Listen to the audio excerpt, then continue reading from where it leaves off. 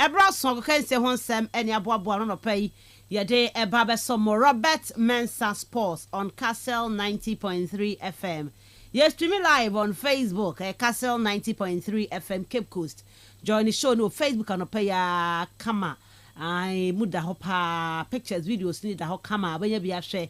Never like no share now no comment na ba nyakin kai will show you so na ya to me Eddie Amawo Hanum. We messages thing now the be fire and test line and WhatsApp line so 0244 743 143 0244 743 143. For messages nefa hobra. Major Bracken kai will show no so to me Eddie Amao. Yeba kwa man on ne Ebe games ni nyina mu ne de ama wenra Europa League and the Conference League matches set to dra Chelsea mekan say Chelsea end to me nka say game mo kwa akobo against league awo Poland no omuntumi nkonko share more than 3 goals inteno Chelsea adwuma the tie is over omo be there was Stamford Bridge next week Chelsea are already in the semi-finals maka say afino trophy no Chelsea Arsenal say na ball na bisi basa Chelsea mbobo yi Chelsea kwa final and the other Chelsea kwa final into Fiorentina any Betis mo align no Betis any Fiorentina hia mo semi final the obedi nkunim no na Chelsea hia no final because Chelsea sa Rapid Vienna and Rapid Vienna kwa away kwa hye say je garden so say hwan for no Chelsea are already in the final so mo be kwa twɛn Fiorentina for ne Betis baako tie no Chelsea quarter finals no omakwa we akɔhye mehensa nti home ne de Chelsea awi adwuma no other results in the Europa Conference League ne de beba na Europa League ne mu yedene Tottenham Hotspur ne Frankfurt gidi Ange Postecoglou eja guni chempa Tottenham coach onya de esa wotifie ntumi nwini wotifie ntumi no bobresa bebresa na Fiorentina Fonso no kwawe was a good game at the more Conference League but Enra Bilbao in Williams mo Europa League no so game no was tough against Rangers e UK no na enye easy cra den ya de mun seven beba na Lazio form and Kofonse form Elekekov no Lazio tumi ko se Bodo Glimt Bodo ke na no se Bodo fo e o na share Mourinho Roma no so mo nye easy team and no Lazio for her dream but can like be we say e wo the Europa League ni mu ye de mun sam baba enso to me e de aba so modwumadi enso ne aba weekend ne kwa akodi nti games wo honom ene e wo eye other leagues ni mu Liga Bundesliga La Liga Serie A no games wo honom papa ni nya de hon sem ba ene e wo show no so ne other interesting stories e free amanone ba na FKK e de mun sam ne tudwa ye wi e beba abehwe the first segment of the show and e Friday share your experience. And why Herman you gave me be? Do nana ye. And I was sad. Before the game, Nani Mania Matic abeto to be pa manu nana said, "One you're the worst goalkeeper in the history of Manchester United." Into a Kasakra men Kebi. Enra, it's not was so. Another horrible night for Nana. The first goal no said no any day o said no person ye day o. Second goal no ya pombo ni mpawi. Opia opeboy pia badodo te bo bia obepia ba eno nana ma roast ni pa o social media no so na no nei amafo come say monim de moka Africa ya produce great goalkeepers so nye do nana cheche na ebia urebefia we've produced some good goalkeepers unana na so ye gu enimu ase but we've had so many good goalkeepers ebe travel ko outside ebe nso anko on this continent no omo cheje omo di mama no nefo nyina tie sampa ye wo goalkeepers bi wa Africa ha say and we are going to talk about some great goalkeepers Africa ya produce omo ba e wo era me pa cho starting say with the football na chi goalkeepers what wo mo nka hu wo mo ene e ka mo asem ye himself of course oba Ghana ha ya produce Robert Mensah and the late but wa ma wa me errant no e bia me de ne beto no na ma mo share no maka no asema ma yenso atibi but me started say me the football achi no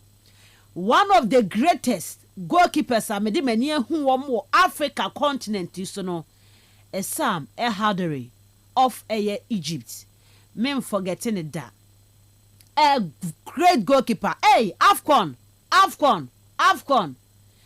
such a wonderful goalkeeper. Ali goalkeeper no, Sam El Hadari. Or one of the greatest goalkeepers, me the many who am on this continent. Me come at you crano, Yasin Bono of Morocco. Me Ere. Nana no some call Real Madrid. And yes, I ran first over Quafcon in Tia and join Real Madrid. A great goalkeeper. I am with Morocco. And of course with Sevilla or Zinedine was Spain. Europe Mobile with some pa on him go da. Also, Mammy or Leicester no.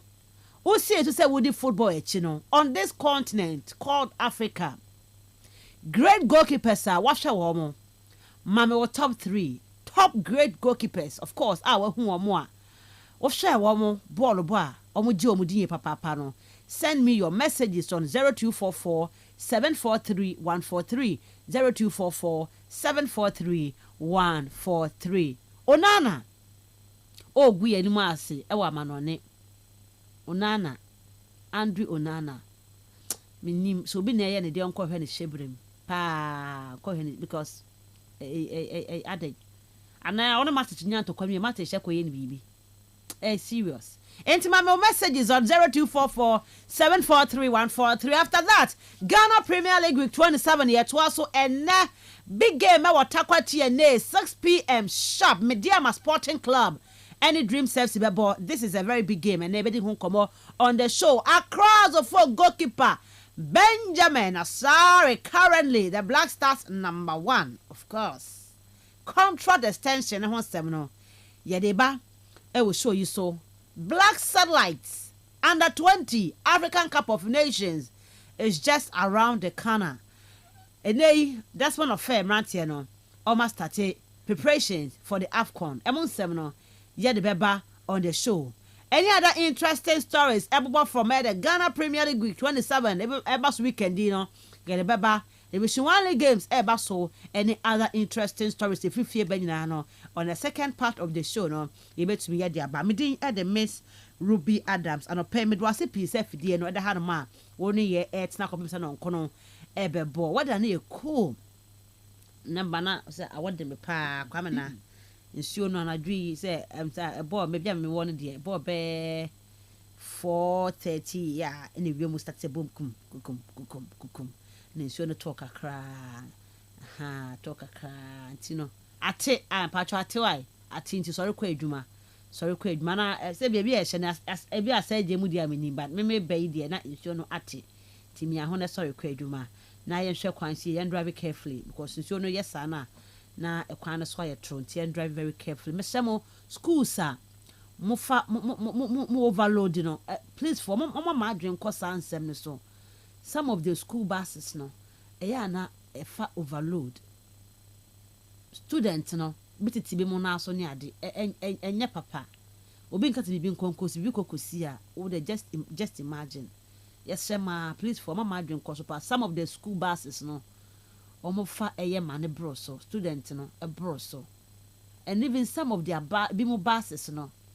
ehia servicing bimo bus no any in good state yes ma aposifo mama mo ani nkosa na mo check maye because onye say school bus na school bus some of the school bus no unhu awa oye mbe show ebi so fa overload yes ma mo hwe mo adwuma na mo nye emfa maye.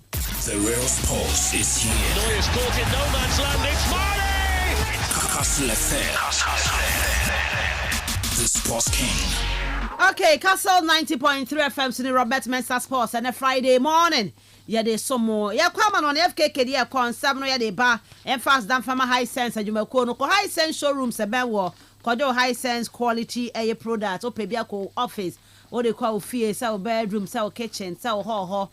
We school hana what they call a shop or a high sense a home appliance system. Make for say electronic appliance no, and I make for the amount of sound system. Pa sister be me area ha. Obi a shop the be a for bomwa near that's a bread jamana no tragum that lumba no tragum just sound system no GB pa GB. Now also focus see shop also focus see office or na baby anya kama. Open air rice cooker, call air kitchen, open gas cooker, electric cooker, be a ho, open microwaves, be a ho, open irons, open air kettle, then be a hot on blender now here, open smartphones. Mr. D, my channel pay, Mr. D, Why wouldn't him come out with far phones? Now, I'm say why I'm steady. Why? Say why I'm steady phone. No, steady phones now. You see, now come up steady. Ti amen tonka ko high sense when your smartphones papa tomato honomo na wo pe washing machines ebi wo ho wo pe televisions ebi wo honomo ne nyina abuso e wo high sense showrooms across the nation ti kwaje wo de wo mfimfim mantem ha command kesim Blue Hills restaurant e wan tikua kone kwaje high sense quality product wo enkran Kumasi takra de takwa okobo asikofodua sunyane techi man tamale e na afi hoho e ho nyina no high sense e ho ma kwa omo quality product obenya bia tumi ato bibia ni afre 0302 55 0000 0302 55 0000 high sense everyday prices for everyday people. Betway bet influencer enra asemo Lazio for asenkrofo ne ma ba ye de enye hweti we ye pa betway for say o hye bet na fa no sa we your business ababe ya kan we your side business hye bet no fa mankrofo fa code ne mankrofo no mu nkotwa fa code no C439 bi fa mankrofo E4 fa mankrofo sa code no fa mankrofo nkotwa wo mu kotwa se o bet ne be bo se mo de hian se o makwa kotwa ubenya 4% ewo ho omutwa no 20 Ghana 100 Ghana 500 Ghana 1000 ubenya 4% ewo ho enti fano driver what she better no pay for the weekend no for ne oh hwe ne games na AC Milan no Tretia no Leipzig go Tretia Leipzig Sevilla Valencia me Tretia Sevilla Lens ni Reims me Tretia Reims Burnley Norwich me Tretia Norwich games we nko afa no afa man krofo twa omudi o man you when your percentage ewo ho nti mo de ahye ne so ma me say betway bet influencer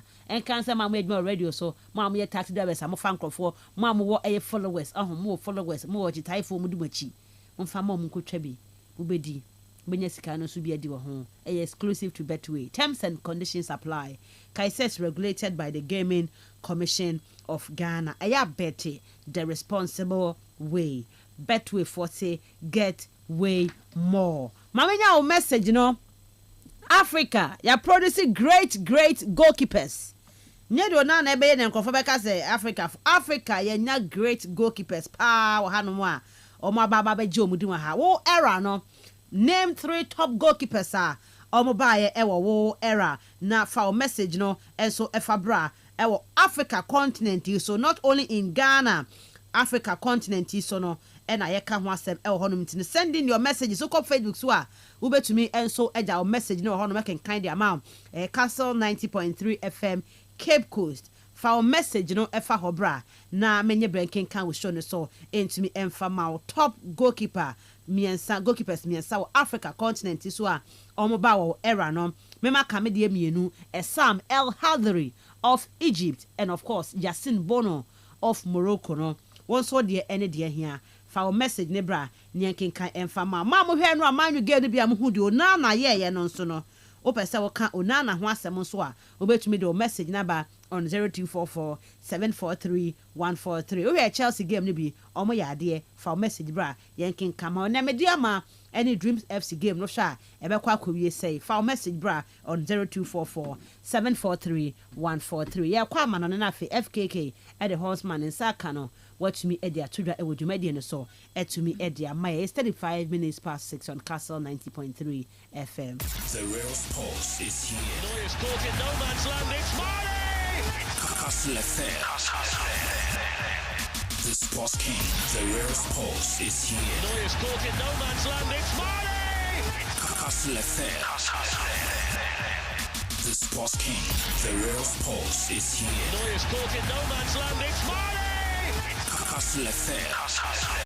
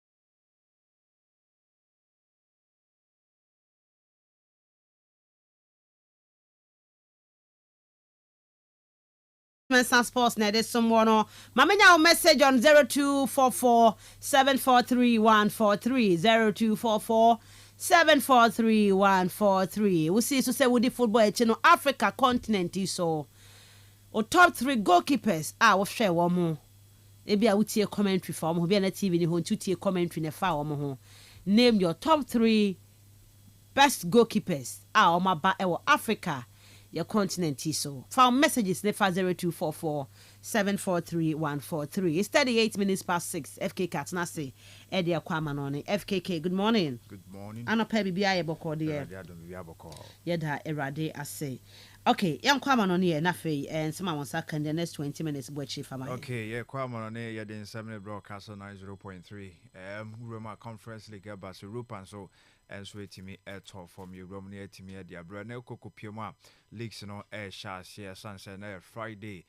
Bundesliga ne bi baso La Liga be baso French Ligue and Serie A ni na ne be room na ye timi di amawo dwumadi no so live on Facebook o jani a the comment ba share na for French nya notification ko App Store Play Store na download the app no Kastle 90.3 FM no so where timi ATN so timi dey free honom yengro mo na fan 7 no entimi emfa embra wona enra games no se dey see kokko wie ni okokopie ewo Europa League na Bodo Glimt omo ehye omo game na se entem 4:45 and a side game no ehye se entem pa no moti omo sa free side game no so a 2-0 and omo chichere so a Lazio from Italy omo entimi antiba kokra ewo ye side game na Brantier Fanning Ulrich Saltness ono enebo 2 goals no and so edema Bodo Glimt ne Lazio for no and so entimi antibi na ebo 7 p.m. and at the account to so Manchester United kopie mo France Lyon eho na game no ebo so na Brantier Fanning Thiago Almada ebo goal baako de Emma Lyon sanso na Ryan Cherki share ye no equalizing goal no and so etimi de mama Brana United and so atake lead no through Lenny Euro sanso na Joshua Zexi game no ekowie tipenko 2-2 ehon 7 no said yes ete Rangers etnafie emamo antoatna Athletic Bilbao so entimi anshebi Tottenham so etnafie ebo ekano baako Pedro Porro and a shom go no sanso na entrance Frankfurt Brantier friend Hugo Ekitike and so ekete sai kano and so edemo mpone di kan share first goal 6th minute and Ekitike share sa go na sana Pedro Porro and so edema Tottenham Hotspur sana AC equation so we first leg of quarter-finals Europa League a home results no and I de abro na udwama conference no quarter-finals no first leg no ba so Chelsea game no ehye entem 4:45 and aside game no so etimi ehye ho na Legia Warsaw tenafie Chelsea ekoto entra no Mensah omo so entimi anti Brantier friend Tariq George ono ebo first goal Noni Madueke edi 2 goals appear so Christopher Nkuku okogina chire penalty ban so boto twene edwene no ho ewo ho nti sana aside game no sie kowie na nei Jengadem edine etenafie emai ne ade Rapid Wien eto mo kotwa mo eka no ba kwa Jeganden enso entimi anti sa eka no na ade tie ne sa Brantier friend Hampus Ayfindel ono NHS agono enso ede ema Rapid Wien share so si aka de Magen Garden for no nenso bon ongo ede ebo Rapid Wien for no emamo so ekoko share sa eye game no ewo honom na NK Surgery tenafie Fiorentina ekotwa mu 2-1 ewo mo so game no so etimi eba so na Brantier friend de Laurier ono ena ehye go no ede ema NK Surgery uruamu Brantier ono so si aka ede ema Fiorentina ye friend ye Ronaldo Mandragaro yes Mandragora ono ehye penalty eti kana ba ko sanso ena kokopiem dia Luca Raneri enso ehye ye winning goal no edi Emma Fiorentina sana esi etie enso ewo ho ekobiemu kama so etimi edi mam Real Betis na fiehye 2 Emma ye Jagiellonia omonso so entimi antibi ewo ho Bakambu Cedric ono ebo first goal edi Emma Real Betis sanso and Brantier friend Jesus Rodriguez and so ebo winning goal no second goal no edi appear so edi ma Betis for na no so tenafie e winning side game no kama de ekwo monim and edi etie and so kopiemu ewo Spain na Valencia tenafie omni Sevilla and airbo 7 p.m. side game no so ebetimi aba so ho Germany Bundesliga and the and it's a Wolfsburg tenafie na omni RB Leipzig and so etimi abo 6:30 and a side game no baso French Liga no Lens any Rams ebo eno 6:45 ɔmo game no betimi aba so Udinese enso betene fie no ɔmo ne AC Milan enso edi aboani ɛwɔ saa game no wɔ Serie A no mu 6:45 na saa game no enso etimi aba so nti wei games how do na eba so ɛwɔ league sentence no yetimi abo akyire edi amount na enro after game no ukokopie ma de pie mu eba eni na de tie ene se Ruben Amorim kasaye enso etimi ade fa game say baabi a no mo ewo no no mo na ma winning position na mo kwa winning sa game no na ya so mo etimi let mo self down na afi mo consider sa late go no Abranti afi no Andrew na ne form so ntimi fan show no kwa. Of course, we are really disappointed. We should have taken one goal advantage to the next game, but we have the next game in our home and we'll try to win that game. Both of the goals tonight, of course, coming from mistakes from Andre Onana. Given the week that he's had, how damaging is that for him? Important is to focus on the next games, and the next game for the league, and then think about the second leg. Against Lyon, one player has a mistake, all the team has a mistake, so we continue like that. Obviously, mistakes from goalkeepers are more damaging just because of the position they play. Does he retain your faith? Do you maybe need to think about changing goalkeepers for Sunday and for next week? No, we continue to do the same thing. Training, seeing the games, trying to choose the best 11 to win every match. Outside of that, what did you think of your side's performance overall tonight? I think we did well. In the first half, we had some difficulties, especially in the beginning, to press the opponent because they play in a different way. But then, especially in the second half, we adapt to control the game. We were near the box of Lyon. So I think we did well. We can do better.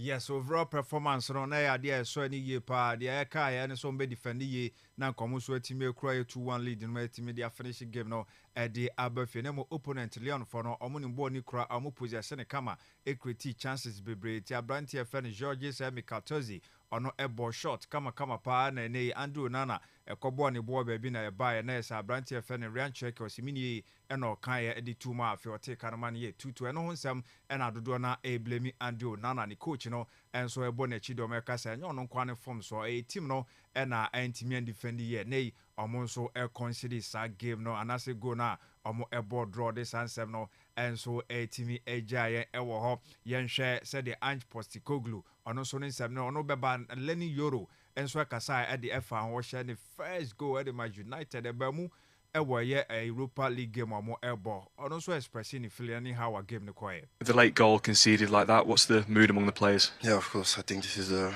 worst moment to concede a goal like that. Was winning 2-1. I think away this was a good score, but go with the draw and we'll try to win the game at home. Yeah. More frustrating because it feels like up until that point in particular, as a team, you defended really well tonight. Yeah, we defended really well, but they're a good team, they're a good striker, so we need to be ready for everything. Fortunately, we conceded the goal, and yeah. But among that, there was a nice moment for you with your first Manchester United goal. How much did you enjoy that? Yeah, of course. They don't enjoy too much, no celebration, because it's normal, we want to win, so no time for celebration. And really happy to force my first goal. We don't have the win, but it's okay. Yes, and sama ono so etimi ka twa to say at the end omunya victory come be call said the coach ne kan nkofo no omo enimbo no bo mo create chances ne bebre and e ma omo so ebetimi ete sai ka no ono so nya ne first goal ampa goal ne de nani agiye pa na emom no kebewe pay wa Bra United and so winning game no omo e de konso victory number it's okay or you also mofa na omo so etimi e de e call mo anim eno ye nsama otimi de ba say defensively na nka team no so betimi aye better and Postecoglou fie ekon atipenko ne entrant Frankfurt 1-1 ne kuwie ono so ekasa de fa game no. Yeah, I guess frustrated by the result obviously, but yeah, I thought the performance in general was really good by the boys. We obviously conceded early, which wasn't ideal, and it was a fair strike by the lad, but I thought our response to that was really good. We stayed in control, we scored a good equaliser, and we made them work hard in the first half, so we kind of knew that second half with our ability to break teams open, we'd put them under pressure, and it's exactly what happened, and the boys did everything right. Can't ask any more. I mean, I think we've hit the crossbar 3 times. The keepers pulled off some amazing saves, and Sofno had a couple of good opportunities as well. So on any other night, we'd have a comfortable victory. But I still think if we can perform like that over there, and there's no reason why we can't, then we'll still give ourselves a good chance. Yes, and Samanj Postecoglou so etimi by say born on boy the overall no performance no na so any ye papa na nka dodo na ehwe se kombetimi awini with goals no bebre ankwa ankoba ne sa ogidie so omo enso ko Germany and return leg no omo so benya sa chance no na omo akwa akonya qualification and no sama no so e kan ye di twa to wa mra game no omo tenefie ko atipenko 1-1 ne ko wiem Enzo Maresca on any team no ball Conference League or away for 4-3 no question after game no so kasa for win no. And so what do you think of the game? A good win in the end? Yeah, good win. I think second half we were a little bit better. First half we struggled a little bit. We had some good moments, but we struggled a little bit more. Overall, I think has been a good professional performance. Second half we were a little bit more quick also in the transition. That is important, and yeah, we are happy. Yeah, 3 good goals in the second half and a clean sheet as well, which is always pleasing. Yeah, absolutely. I think in the last 7-8 games we had many clean sheets, and this is the way to win games, because at the end, if you don't concede, you have more chances to win the game. Yes, and so and some Enzo Maresca so the foul game almost we win against Ligia Wars or Chichimo say good game said the normal see Equa and so it's made man and Ryan Cherky is here kind of Malio and Raw shares equalizing goal later on in the game and so it's made on so no more the better side over Manchester United no more a deserve and put a win over Manchester United. Now, see that team no, and you're afraid so be attacking Manchester United. I don't think no who say nay or more attack no. Now brainy and I'm you born and temper. Normally call United for no 18-year boys. And I know yeah and some Ryan Cherky and so 18 at the kind of fast side game na Chelsea. Me for enjoy midfielder Moses Kastle. The Barney say no more a season pen for season any car. One brand now in na Chelsea one training ground what Nina and it's our branch no you so share the driving license now.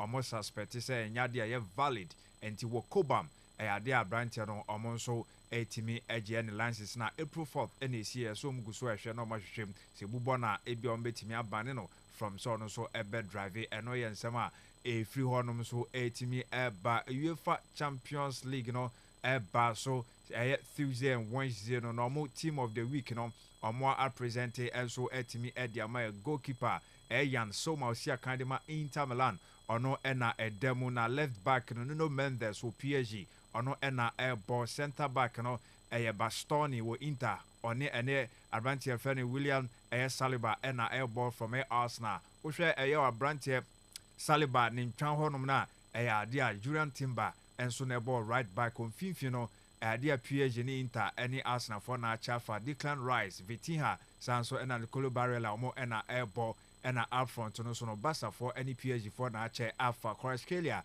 ball left wing go central no Robert Lewandowski sanso ena right side no Lamine Yamal nti na UEFA Champions League team of the week no ho nsem no ena no so matimi can be dia cho na Manchester United enra omo edim fonyini kire be back omo nsem omo kan sa Amad Diallo encha branch no ebia se de na esusu hwe season on timi ensia kan Farmer United biam no yeso wa hye training na se ama wa intensify any training individual no na omo enra na United team no edisa picture by say branch no ade na okeka no ewo so be recover ntem no so etimi ababesia kan dia ma Manchester United and sana season no enso etimi akwa wiye honom sansem no na ewuro ma Sergio Consicao no ena coach edema similar na omni udinese ena ball weekend no tena ho enyoma nko ya mfa ma omni frontina ekote 2-2 ewo no ankasa ne home San Siro na ose ya de oso mo focus fully games na aka no so ompe baby pa agina top 4 no mu dia ene oso mo etimi sesa na points no dodo na de ball mo bo se de be betimi abo mo so gina bia no akoyie dia mom next season ye keka clubs o mo kobo Champions League be hu similar ni nyina no ene say o se team no focus de atwam no mfanto mo chi na afemo enso ending kunim ne game mo ebon ne subsequent games eno so betimi aba urom La Liga ade a Paul Victor any Danny Olmo mo issues no egusua kwa na La Liga mpenifo de Barca for court of appeal ni nyina ne sa appeal no mpenifo reject de ato ba bi se nkrofoi omo nkoso na afemo so ensi akan Enfama FC Barcelona Boboko no Danny Olmo ene Paul Victor ne ho nsem no sana esi etio no me yetimi adibi amount na ewo transference nsem no yebeba abedi nkomo na ansana no yebekọ na Darren Bent watimi adi nkomo e dia fire Marcus Rashford from United to Aston Villa said performance no esiete won game o mani PSG e boy that Wednesday no almost sister Brant and I said the attitude no oyi kakra echere mi said my I almost feel like people's patience with him. Narrative's totally different with him. It's so small. Why? I don't know what it is, but listen, I've been critical of him, certainly more so at Man United because he was at United, but I just think it's almost like people will give him credit where credit's due, where he's done really well for Aston Villa, been really sharp since he got there, and it's like certain people can't wait for it to turn so they can just jump on his back because I wouldn't say he was bad last night. Yeah, there were moments where he didn't press maybe like he could have done, but to all of a sudden turn full circle and say get him off, rubbish. I mean, like the narrative around him has to change. I agree with you. There are players that go through spells, and I know he's had a long spell where he's not been great, but since he's got to Aston Villa, he looks like a man who's enjoying his football again. There were times where he did do really well. He played his part in the goal. I thought he looked positive when he got the ball. But there are times where you're playing against a better side that are dominating possession. It's hard to just keep pressing and pressing. But because it's Rashford and there's this narrative around him that his body language sometimes goes against him, people just can't wait to jump on him. Yes, I know. And some of them better, but Branton do no Suzu so called Aston Villa no performance no. It was 3 years. Papa name we said the attitude. I'm for question that and they say your baby ano anywhere be a man for fan can come Manchester United supporters no. Now we should say the performance now na. Home so many PSG game no. It drew baby no. Now bet me a question the attitude kakra say no. Mo lose possession a. I say ko be chire ntem no be ball defense no. Na mum no aye ono Marcus Rashford ntino. And I said this and same way nyina and so etimi de ba Branton no onye boni bia eno eye nsema ono so etimi ede aba ewo hon me no aba be catch us Liam Delap si academy Ipswich Town no the performance no ewo 3 year pa clubs bebre na penny dia ba e Arsenal any Chelsea Football Club e bi nso link Manchester United at the account no na akokopiem dia Paul Merson and so akere Branton no ideal football club or quite a bit me abono esan ya kwan ono so efa so enso dada no we see a kind of striker. He's a talent. £30 million is not a lot of money for a player of his age. Do you know what I mean? He's got to pick the right club to go to. For me, he plays with a lot of grass in front of him at Ipswich where teams have a go, and he's a good runner, makes good runs, but he has a lot of grass in front of him. He's got to weigh it up where he goes. You know, I've seen people like Lukaku, people like that come to Chelsea, they sit 10 behind the ball and it's hard. They haven't got that guile. You know, I don't know if he's got that 1-2 flicking it round the corner going again, you know, so I think he's got to pick the right team for him. I think he needs to sit down with his agent and his dad, who knows his football. His dad played at the top level, and think where's the best place for him. It's not always about the money. It'll be about, he's a young kid, what game suits him, what team suits him for the way he plays and chances he gets. For me, who tick the box would be Aston Villa. It'd be Aston Villa would tick the box for me. You know, big pitch, you know, they play on the counter-attack as well, so they're not, you know, teams come and have a go at Aston Villa. And I don't mean that disrespectfully, but they will go and have a go at them. I just think with the bigger clubs like your Chelseas, your Arsenals, teams like that, Man Cities, they sit 10 behind the ball. I think Man United will be a good fit. I think Man United will be a brilliant fit for him. And he's got to get this right, whatever he does, because he could go somewhere, not really play. That's no good to him. He's a young kid. Or he goes somewhere and they don't suit the way he plays. So there's a lot of work to be done. Yes, Yentina, Juma be blown my branch or Bay Sans or Sunny agent, no, and no one so family, ni papa or Bobono, when we papa and Tiene, nim de at the Emmanuel Banner, Montanas and Omo and share and a banner, Quan of Faso, Esina Cano. Now, no poor mess in the Ojide say Aston Villa and our branch and a quite base shooting year, papa mine, any goes no, was our person trying to be at the account. Samson nowadays or the Manchester United and so account say United so quite a base shooting on them, no, the likes of Arsenal, Chelsea, Man City, more Macano, or Gidis are branching or corner, my Nadia bet me Abuano, and also A and Sama, poor Mason. And so a kaya at the FIS San Seminole, I DB at the amount of Jumedian. So now Coco Piema, a branch of friend Ryan Gavrinbech, a yanny agent, and then no the to Instagram saying, Usha Padia, na brantiano, I unya Madrid or Beko Aquacobo, and Yadio DBC, as some no credit, or Canes or Atom. No moment of this said the SIA, say Madrid for Sabe Cano Padia, just one could Jessica Pudu. Edema a Liverpool for no name for Liverpool more ready some beton and I know the wait me I say a very difficult at the man na crano and now say any client no so be copium our Madrid this season and I said the next one in TNA Gravenberch on one Kasani agent and Edison 7 aba so GDA send na branch no be fit in our Madrid one bobo could name no say obeti me ako so easy no there be difficult and no and someone also Timi Eddie Abba, the attorney saying any agent no Unyana Konima de Betimi atwetwetwe komo na yesin komo twetwe bi adi krakra so emra na wo ban no ade anhyeda nko ani mu papa nti ana yesi waba oba be to sansem no so etimi edi agum na Zabi Alonso last season say na aso be Leverkusen aso obekọ amanfo linkino to Real Madrid bi kra de no ekoye Bayern hye no say two clubs nyina no wasi akan e de amomoda wankọ na otran Leverkusen nyina ni say ne ohwe no mu say sama Madrid for no ebeba befa no eno nti na wankọ nempo ntiti eba Mensah kan bia ni say ne still na papa no mpo em say yeso ne Madrid for no etimi atwetwe nkomo ama initial initially no wagiatum so betimi akosane e de ama Real Madrid bobo ko ni sesama no ko awieye na se ne omo ema Carlo Ancelotti ekode a obekọ no so akosane so etimi e de ama mti we yansem efiri honom enso etimi e de ba transfers no ma no so etimi de atoto e de ama wo dwumadi no so e de nyina besi wa ha de aka no beto so enso e de ama on Kastle 90.3 FM.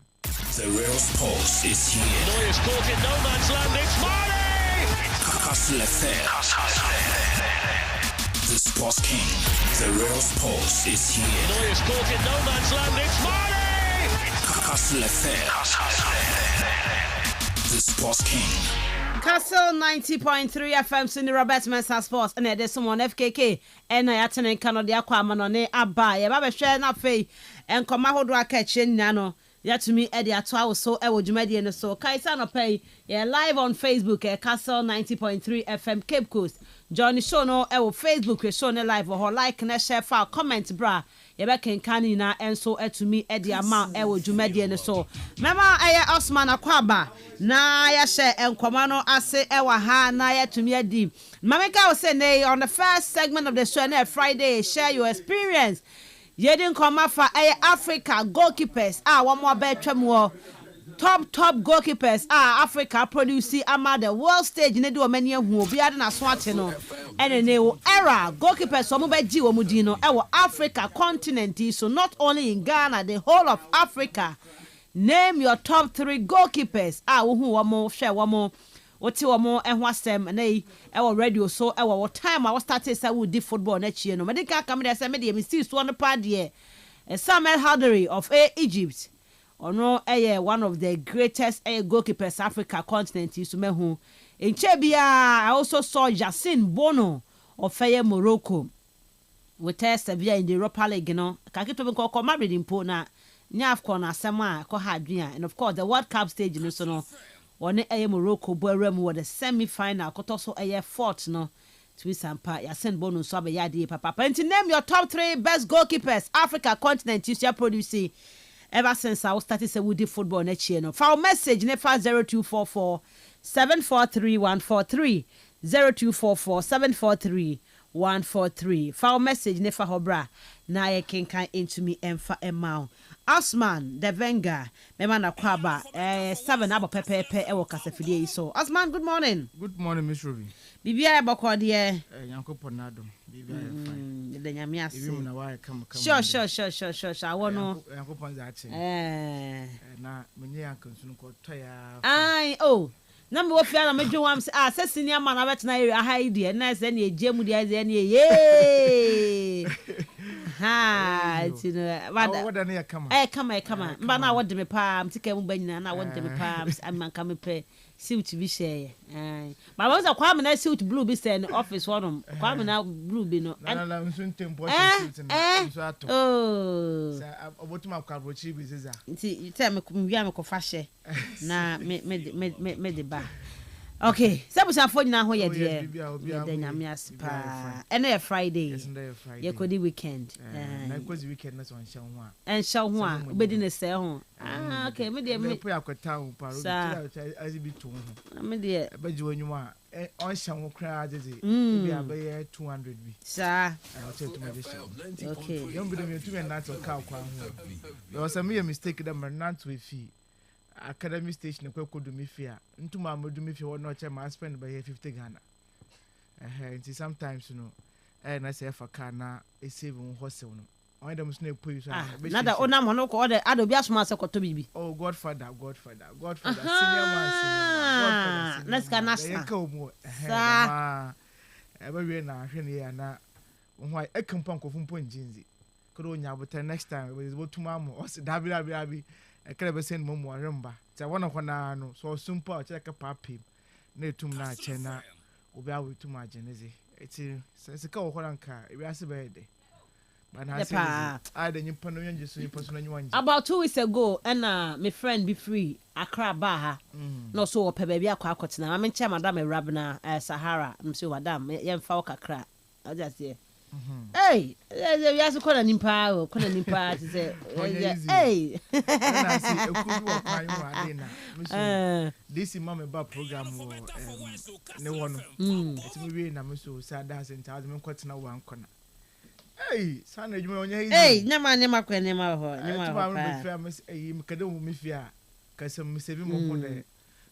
But it was worth it. Of course. Once a while, what baby I it was car or time by day. But I'm the first Canadian weekend into the same year. I tell you, if you are not a born and the actually, sorry, Abba. Sir, and your brother, I know, car. And nobody view of baby.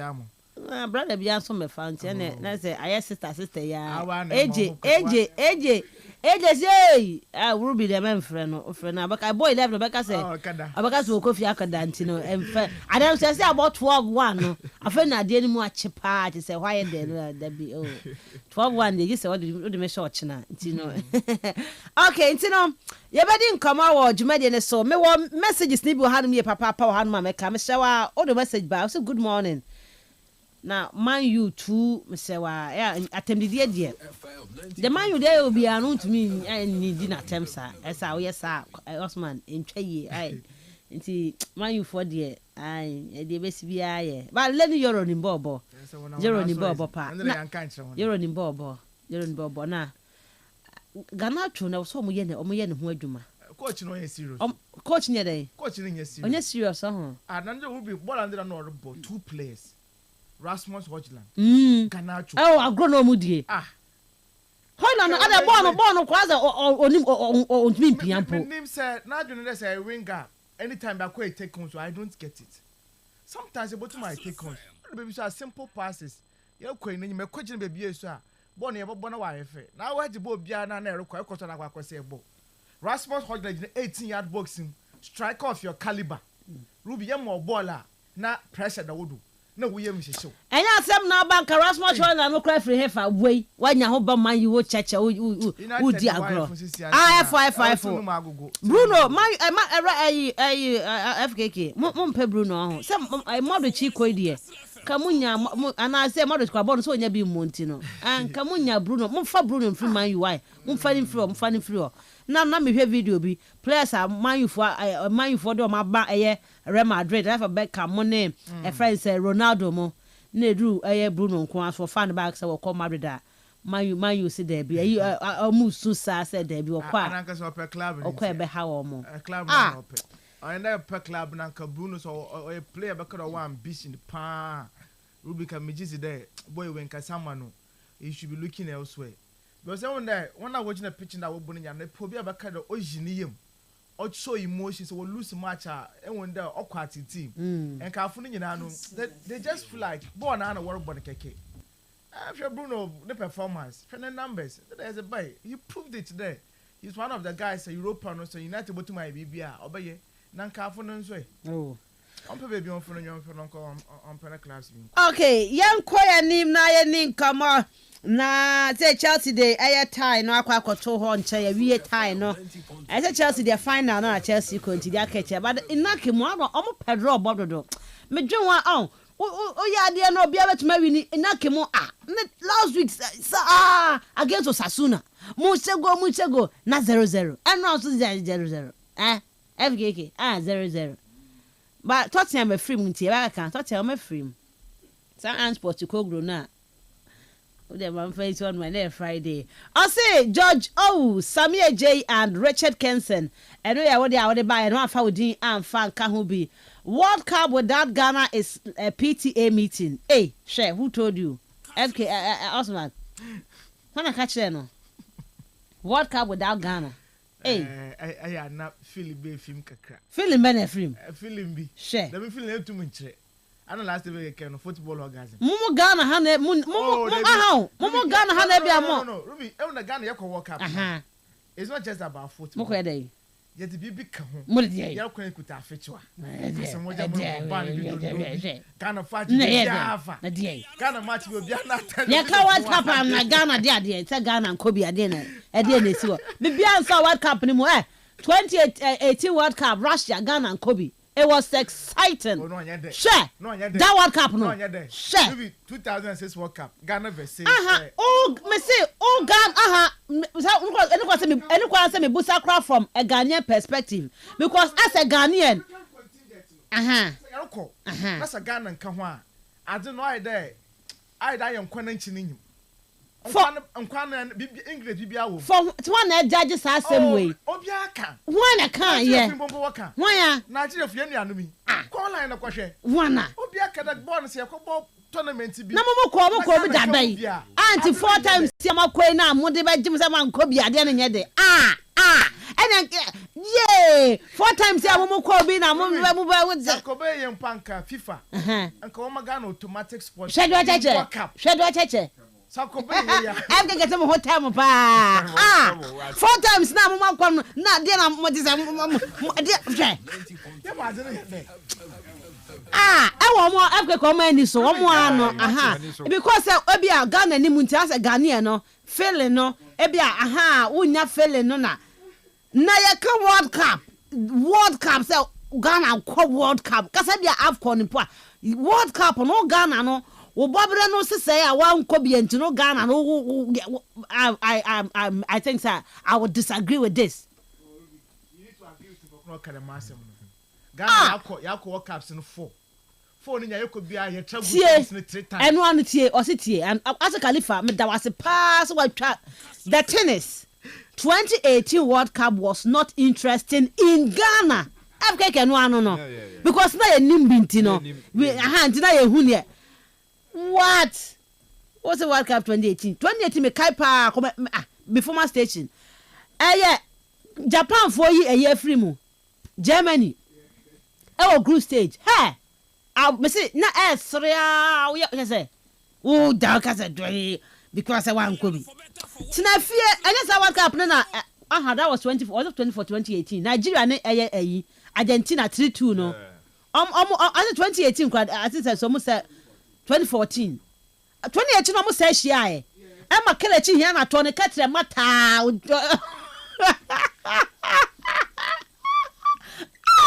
me see me guy but 2020 Nigeria and Argentina Kelechi here na cho no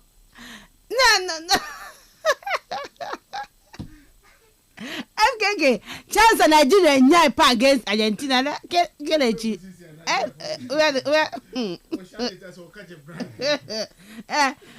Ahmed Musa and I na Kelechi die o de emfa we see o fa we see na sa Kelechi. The real sports is here. Neuer's caught in no man's land. It's Mane! Kastle FM. The Sports King. I say Thomas Nkono, Songo and Antoine Bell all from Cameroon. Okay, Andy from Commander. The goalkeepers from Cameroon. All the 3 goalkeepers from Cameroon. The top 3 goalkeepers. No. And make sure be good morning. My best 3 goalkeepers in Africa are Samir J, Esamel Hadri, and Yasin Bono. Perez Di Friola. Na Perez Dene Diano Elso Ediaba. Hello, I go by the name Bandana. And the CEO of Total Design Group Construction at CCTU. The best goalkeeper in Africa is FKK. Munya na kamisa do mo masan ka ho aba. Man ka so mo omunya adio. O se Richie the Fury number 1. Oh, Fury no na pa de. Hey, okay. Right, also the goalkeeper in Kono. No so na ba no. And I think some for here pa. My top 3 goalkeepers: Joseph Carr, Antoine Bell, and Ivory Coast 1992 African Cup winning goalkeeper. Say Gaff and all the way Eddie Abba.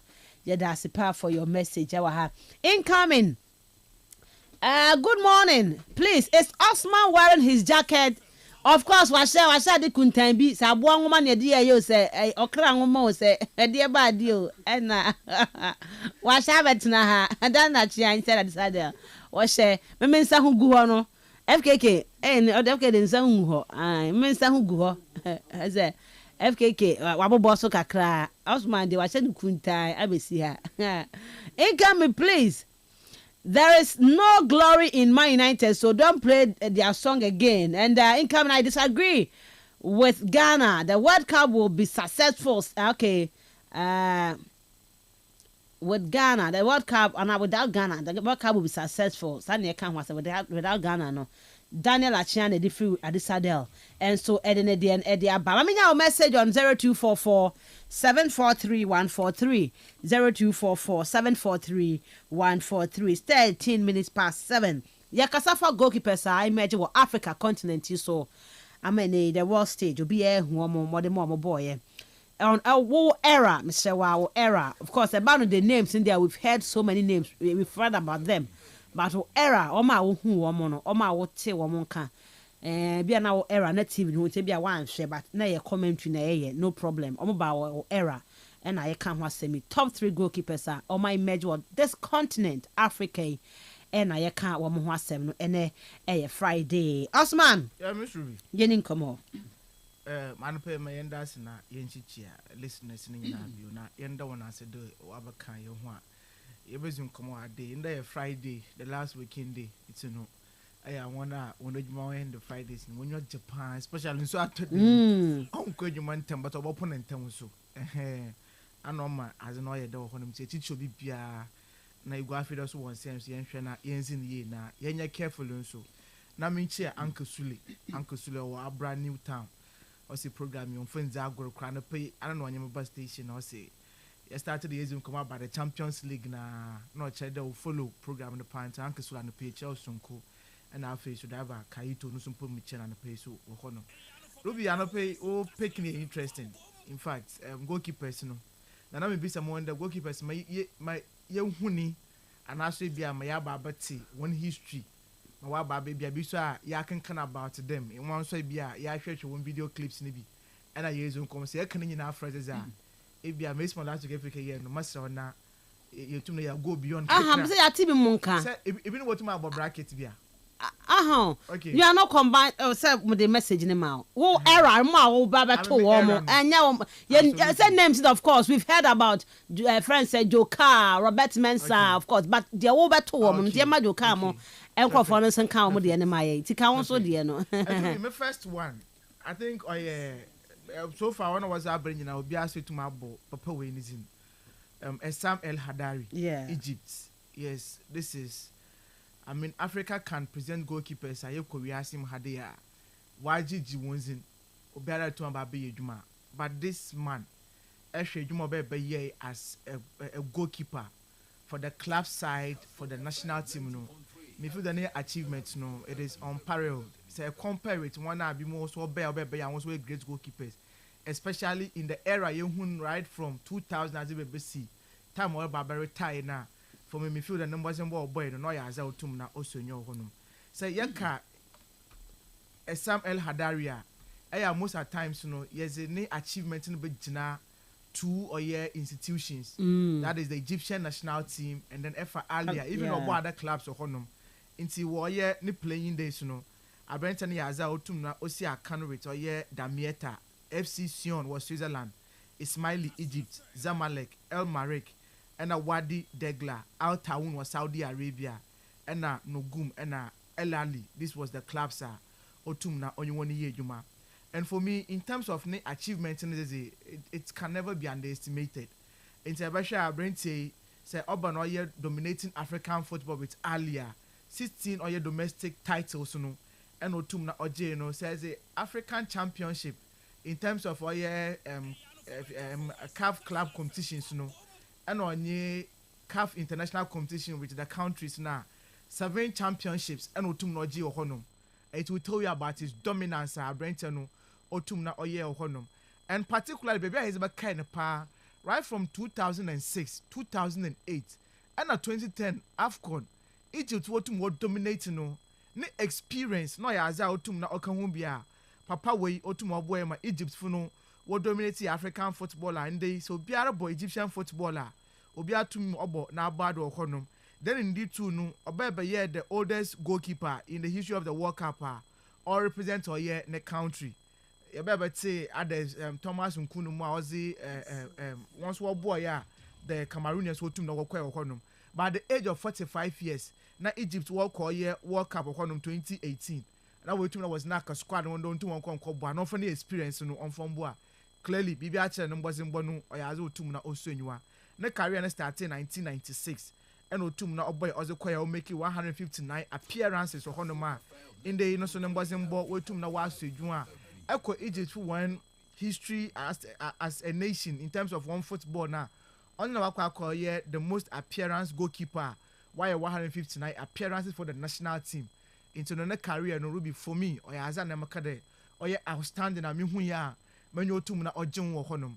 So I'll definitely give that a rent our front oye Sam El Hadari that he's the first goalkeeper. Definitely. Mezomanda numbers in Bono Otumna also enua. Now Ruby say ekwe na nyim feda. Goalkeeper me hu na numbers in Bosan so also enua zimom. Ye abrenti our front oye Carlos Kameni, the Cameroonian goalkeeper no. This was also a goalkeeper. Those days no na yata hu the African goalkeepers. Obotum na wa ko ye outside of Africa hade. Na wa kwakosi akanza am clubs yabaka da wotum na oko dominate honom. But in this year Spanish Premier League anymore. This young man we are at the time no sinaka no ayaza no bozimbo no otum na also nyo honom.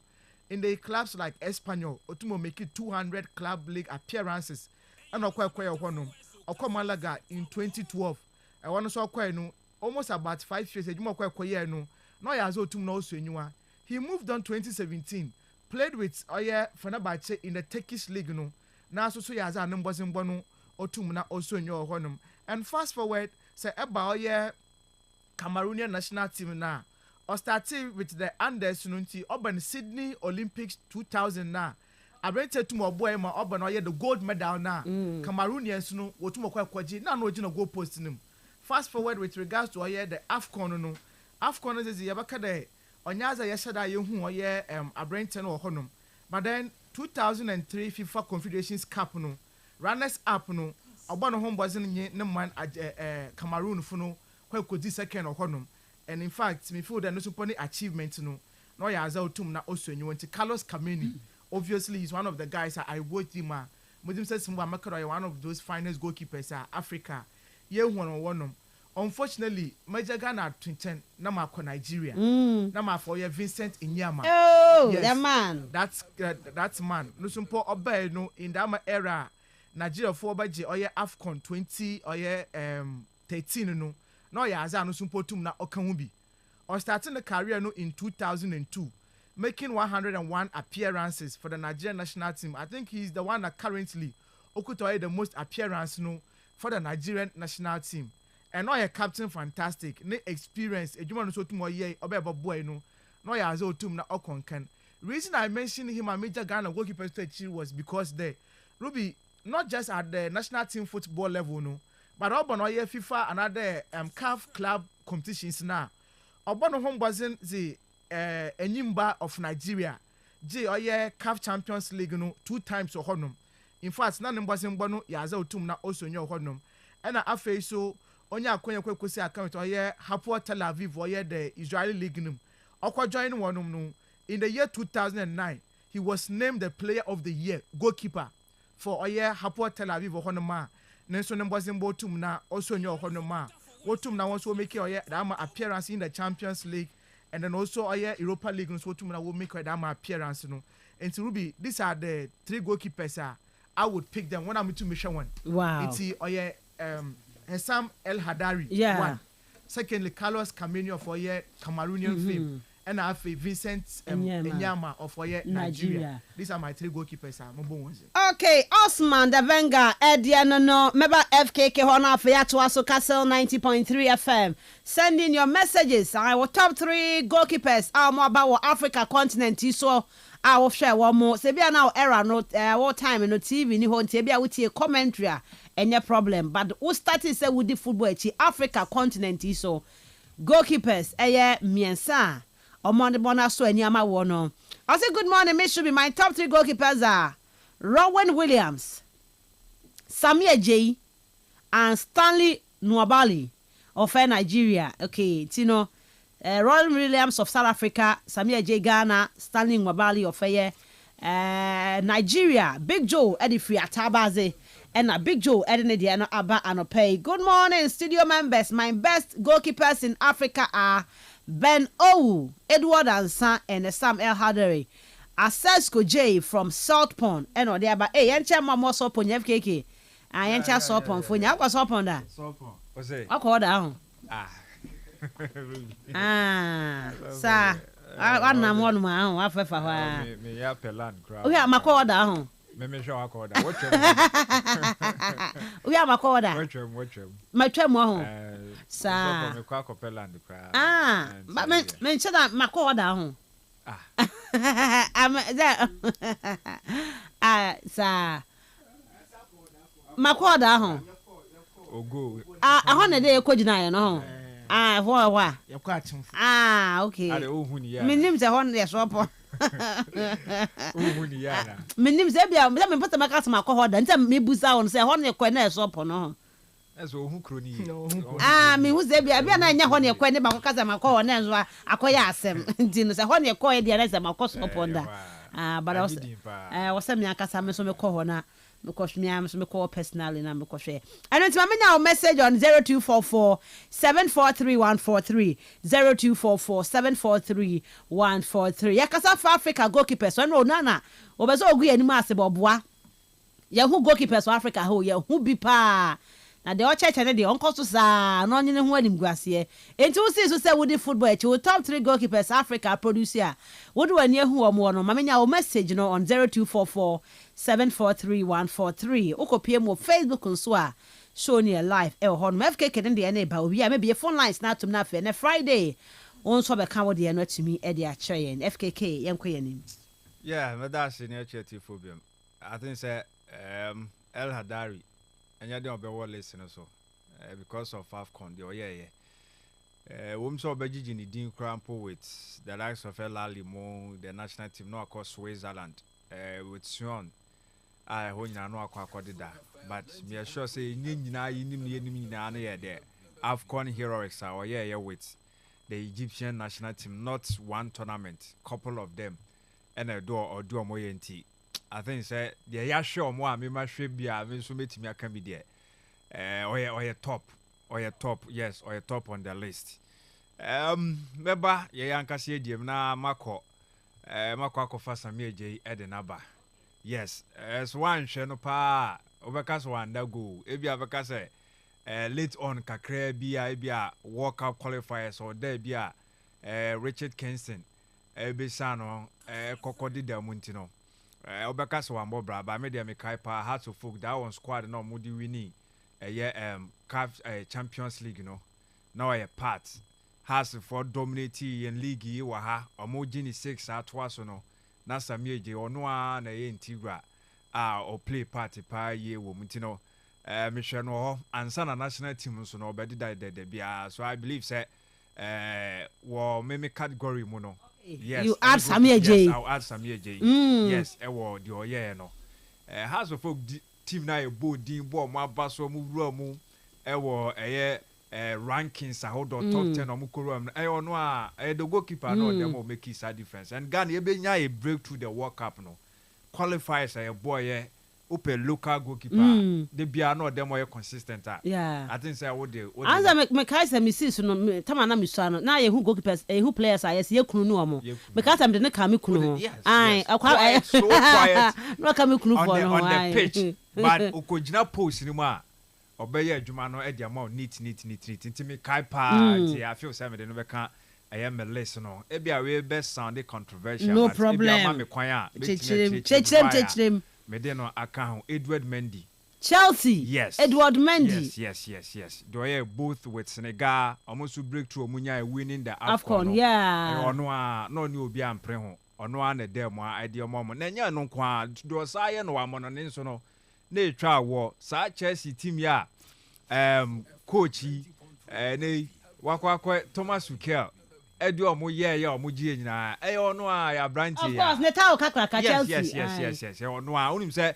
oba any first season so no oba sad you know so for me or qualify or mention me listen as I say we goalkeeper ebia just a short stint and unya but sometimes we be just small time will be no the idea we be you be 10 years 15 years now intimi emfanye nti na wo hwe goalkeepers ampo Africa or Magic Champions League na omo yesay we so nyeso no nyese na odebio enyese na odebi enyese obi na neda e no ba be nu debi from game 1 to the last game I final my boy no Edward Mendy I feel say for me didn't back on. Okay. Yes. All right. FKK Nidiano Nane Friday. The real sports is here. Neuer's caught in no man's land. It's Marley. Kastle FM. The sports king. Maybe a phone lines no na fey wo so do dia baso bi na wa ba betire wo so see so no and Friday goalkeepers a wo hwe wo mo hu wo mo Africa continent and more money kon kind pa no wo so fa wo de efa ebra na fe yenko yanim na yenin ko me fa course kakra na Friday na fe yetumi ato aso on 0244 408 046 0244 408 046 and 0244 408 354 0244 408 354. Goalkeepers Africa continent great goalkeepers apie wa ha amaye hu omo wo de no eye hwan mo ma me fa me first caller. Hello, good morning. Simple Baga. Okay, ma me fa Simple Baga na fe yentie no Simple Baga yenko yanim. Me first chance I am again. The first chance I'm getting. The second I am just I'm a carry Olele. Okay. All right. Meda say, Mama for from so na fi so hello, good morning. Good morning, Miss Adam. Me pa chodin baby free. Miss Adam Boje Akwata Chere. Okay, Boje ti wa no paying. This will be me 3 best goalkeepers. Me any coach any present any ma and no minimum BRB. That's it. Samia J. George and Vincent and Yama of Nigeria. Also, you are my onimo BRB. I can't go keep a Saba Africa continent. So, hello, good morning. Good morning. Me ba chodin baby free. What's up for pinchu? Me ba choyeti o. Asam air diary. Yes. A character community. Okay. And then 27. Okay. Fantastic. Okay. All right. Okay. Me da say. Me ba cho ha ofra na obo ne din anu afra waka ba bia wo free ne dia ka ho preko na obi ahu ba bia wo free no kama ne akoye nim ti no 0244 408 046 0244 408 046 and 0244 408 354. Hello, good morning. Yeah, good morning. Unfortunately, even the whole panel members of FBK, they have the opportunity to talk about goalkeepers and we don't have that opportunity to be there. So the opportunity to be there to talk about one and the exploits. Somebody like Joker, there's no way anybody will mention 3 goalkeepers in Africa without actually mentioning of them. And then we also talking about Apple Cook 1993 goalkeeper now OJ. I've forgotten the name. So he was one of the best goalkeepers. But I also mentioned Antoine there. But then I think. Hello. Oh, okay. Facha no ntina ya kan no say ntina ya kan say wo no dia wo hwe wo mo no ya ka say ya ka great goalkeepers dia ye wo bebre madi kan kajo ka mo dos ba wo no be say wo be ka ne ho asem no e de kire ye no dia hwe ye no ntia ya ka ye ne ya ka ya be ka no dia ya kenkan no but say wo hwe na ka be ka dia wo hwe no be share with us. Yeah, the air and share with you. To the will share, no, but share with us. Now, no be a study.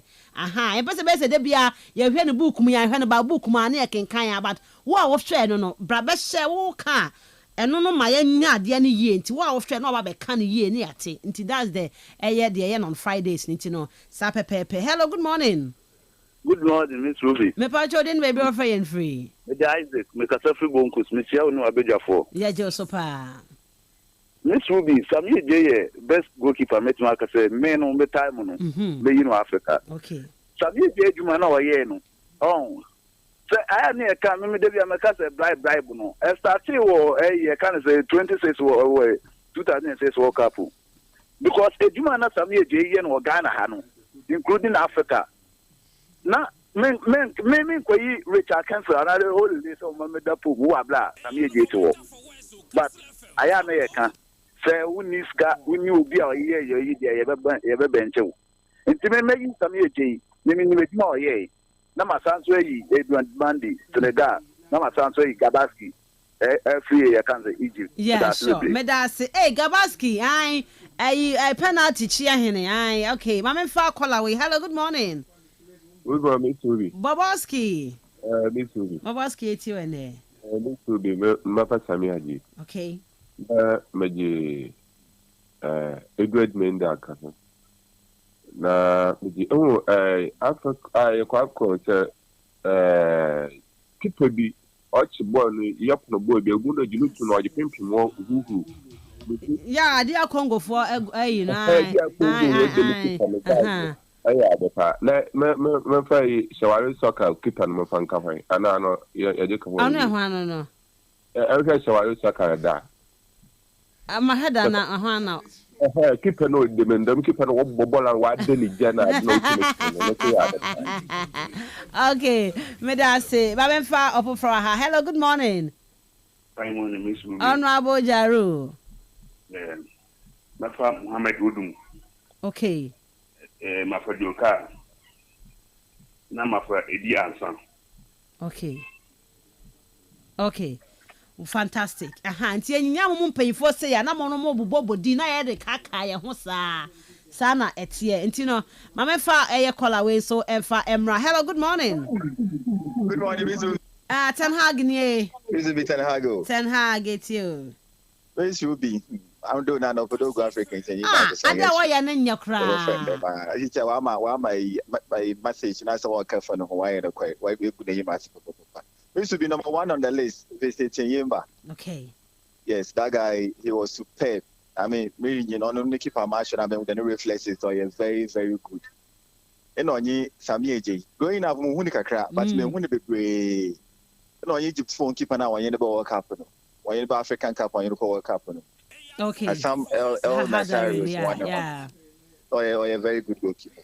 We have been kind of working. Is when now we are Eric Niba, nom Nazi now. Yes, yeah, Niba. I'm your commentary. Oh. And I Kadiba. Yeah, of course.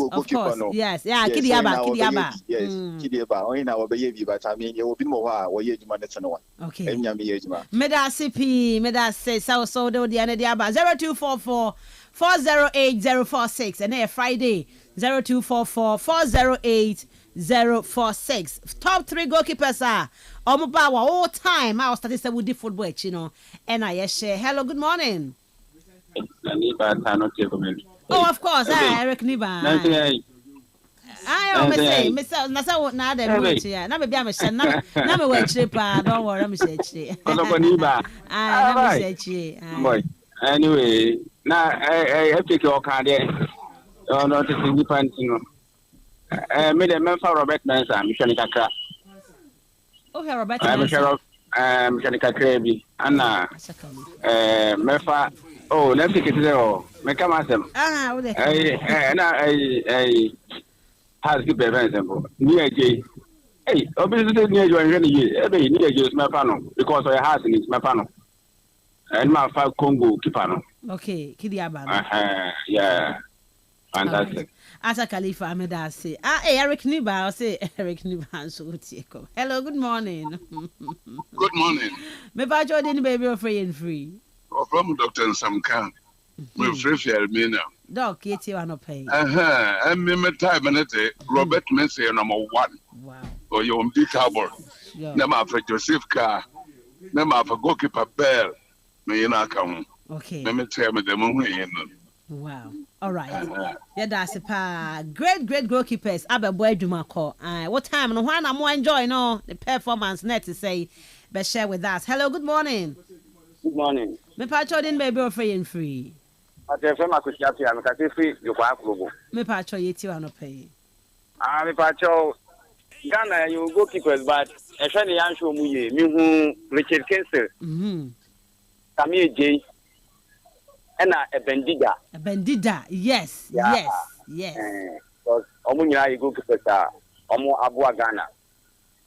Okay. Yada sipa. What mu yi names never sana. Not to say to me sampa. E be she baby pa. Hello, good morning. Good morning, Miss Ruby. Me pa cho din baby free and free. Me din the Marcus, me first UCC. Me pa cho iti ano pay. Me ma bring the goalkeeper Thomas Nkono. Okay. Nkono of Cameroon. Yeah. And Robert Mensah. Okay. And goalkeeper Zaki. I'm a Zaki of Morocco. Okay. I am. Yada wasipa. You see, nti na nem sa wo twotwo bi sa Osman. Me si so na me start here na don na minim se be sports presenter. Nti ye bobo me tie sports na e bo names na me tro. Nti sa e bo na wo tro. Enti o ma keka ne say na wo so anya kwanya na on se bo on kwampa sometimes o ya research mpo bia na wanya all those names, you know. But mumu baba be kan am say wo hwe ni ntino na wa be kan na ya nya name ni ye na obia nso atumi hu sede eno nso tie 0244 408046 mefa be 2 calls aka ho na fe yaba aba be din komo e with the Europa League and the Conference League, you know. Ebeba has a full camp issue ho Benjamin Asare onya contract for Djibouti and a Hearts ewramu a Hearts nsaka no anei contract extension or na enya okona nimo no ntino ye baba be this an come on later on for you mama fa eye ofofro hana fe ye fa eye first segment ni NC. Hello, good morning. Fine morning, Miss Ruby. Me pa cho di ni baby of free and free. So from Terry, me kesi abom. Me pa cho yeti wa no pay. Ojo na say, let's say African keeper. Yes, of course. We see so deep football echi no wo hwe wo mo hu wo tie wo mo nka. Motima bo Ghana Premier League keepers na ni aka. Oh, Ghana keepers nya aka ho.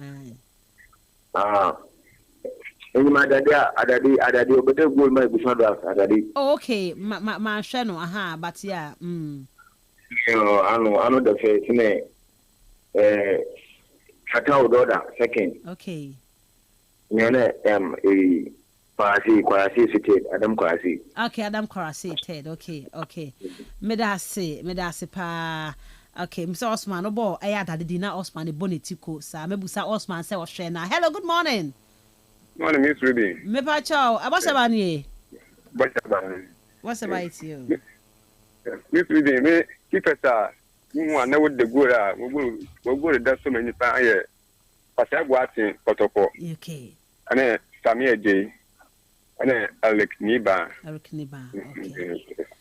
All right. Medase pa. On so Sunday we ba konso asan baba betwem. Oh, na akaye kama. Hello, good morning. Hello, good morning. Me pa chodin baby free. From Keku, me kesa fi bonku. Mpa cho yeti anope. Ya African keepers my mother number to first Edward Mendy. Okay. Them a workout program no do no. Aza oye Champions League na Senegal no your bad. We am the Mexico keeper go for no Oshua. Obada go na dey boniti. Mexico ni ba so on free Africa. On free Africa ha. Africa ha ya na ka Africa ha. Them keeper no so go papa.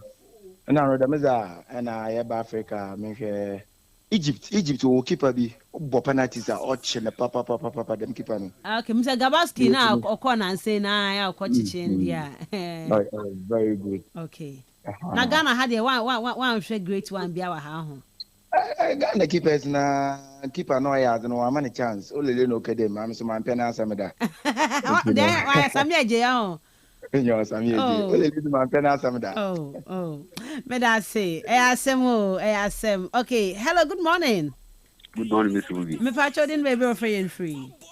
Moses Sata ni will sit akwacha. Oh, nyamisha pa wiki mu de oni aye adwuma pa o. Champions League messages ne basa. Me do ase pa. Yen kasa bi ba. Yeah, that's it. Kastle. Me first keeper here. You sit ejina mwaka. Safe answer. No. Ulele because the okay and two was safe. With that gun you keep. So best say that wake up when we Ulele come. The Ulele come. If we get free, okay. All right. Meda say, yay, Osman, and then Friday, yes, I mean, see a Hannah will be friends, you know. But I could be our semi traps on that. Yeah, Bawa Hamame Fawi. Hello, good morning. Hello, good morning. Me patcho didn't baby or free and free. Of George, I say, Bra. George, Etiano pay. The first go to Paye. Palisana Kotoko. Samir J. Na Jojo. Okay, Felix Annan of Kotoko. Okay. Yeah, okay. Samir J. Na Jojo. Okay. All right. Yadasi P. Okay, Osman. I'm a person to be but I mean, basically, I'm not my bow. Hello, good morning. Hello, good morning. Hello, good morning. Hey, get sure to walk said them. Get away. Let share block in the TV. What can dance what house watch out? The channel pa. The man do a baiba. I used to but then for FK can try and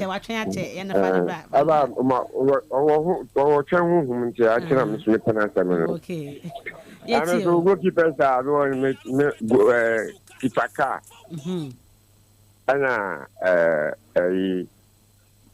any could you walk for Senegal 92 goalkeeper Edward Ansa. Okay.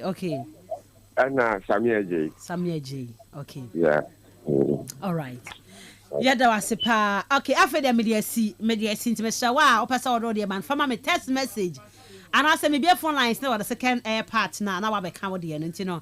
Yeah, the first segment is 45 minutes past 7. I'll say good morning, Miss Shobi. My best goalkeeper in Africa continent is Edward Mendy of Senegal. I don't have anyone again. FKK, Nobel Scholar, and or the Tycoon, Briwa Zongo. Also apart from Edward Mendy, Oni Obiabi, Masa, or the SEO, Asa. Okay. Miss Adams, my name is Moses Arthur from New York City, Akotoche. My 3 goalkeepers are Ejinamwaka, number 1, no, number 2, Salifo Ansa, and after 3, Olele Kenson. All right. Yeah, I'm going to pass this segment. Mama na very interesting. Friday, the baba. Now also they also nim no be can dey achire na yin na so asua dey film. Tosman. Yeah, Ruby. The first segment ni see TF Akasa. TF na achire is urban African history na azina. I mean it is so interesting. I mean goalkeepers obey ni na no. Me feel do be deserve because we've seen a lot of goalkeepers. Sure. We've seen a lot of them, especially contemporary ones here where be. And when they be more pavy way to towards the moment. And if you must have band they want to put their burden on it, especially young goalkeepers who to outside of Africa. Yeah. Those days majority of them na had they no wobble. Obaji ones in AFCON, Obaji ones in CAF competitions, Obaji ones in. But to the club side, na yen shada you who be baby. But this time around, even though trust in shada and you sir. I was carrying the Europe. How many African goalkeepers? Yeah, I was going to ask you. How to many say of them? And I want to watch it. They are not paving the way. Oh, one much is in them, but Edward Mendy be 2 years solid. 1 year and afterwards, what happened? Not Chelsea, you just won. So I tell you, Jano, question how fast is how Chelsea goalkeeper? No, me feel that he's better than all of them. But because we feel that they are Africans, you cannot really trust them. Andre Onana, for instance. No, watch it. That people are blaming him. And they were post pre-match comments, no. I was sure why wasn't your this, no, because mistake Ben Oye. Mistake 2 goals, never free now. Second go no opushi by no. Short no boy. No. I'm short and distance near very close. Not to parent to baby. Okay. But you nusubandes a born short about or parent. Or parent do de bia. That is the problem. So the French channel that. But I feel the distance of the short no. We no buy as never could be ya French. But then in some more came into no. Okay. But I think the goalkeepers are doing well. Of course. Especially South African goalkeepers. Yeah, Warren Williams. Yes, said the Abacasa or no. Sanko for Cote d'Ivoire keeper Mwaji Akuya here for funny. Or Timber was mentioned that was only mainstream Europe on than Tinidi. And Nigeria then Nwabali by also so wet your kakra. Boho, yes. Also, Dapa, 7 Boho, not so Dapa. And Algeria, so 2019. 2019. I goalkeeper nominated. I think race.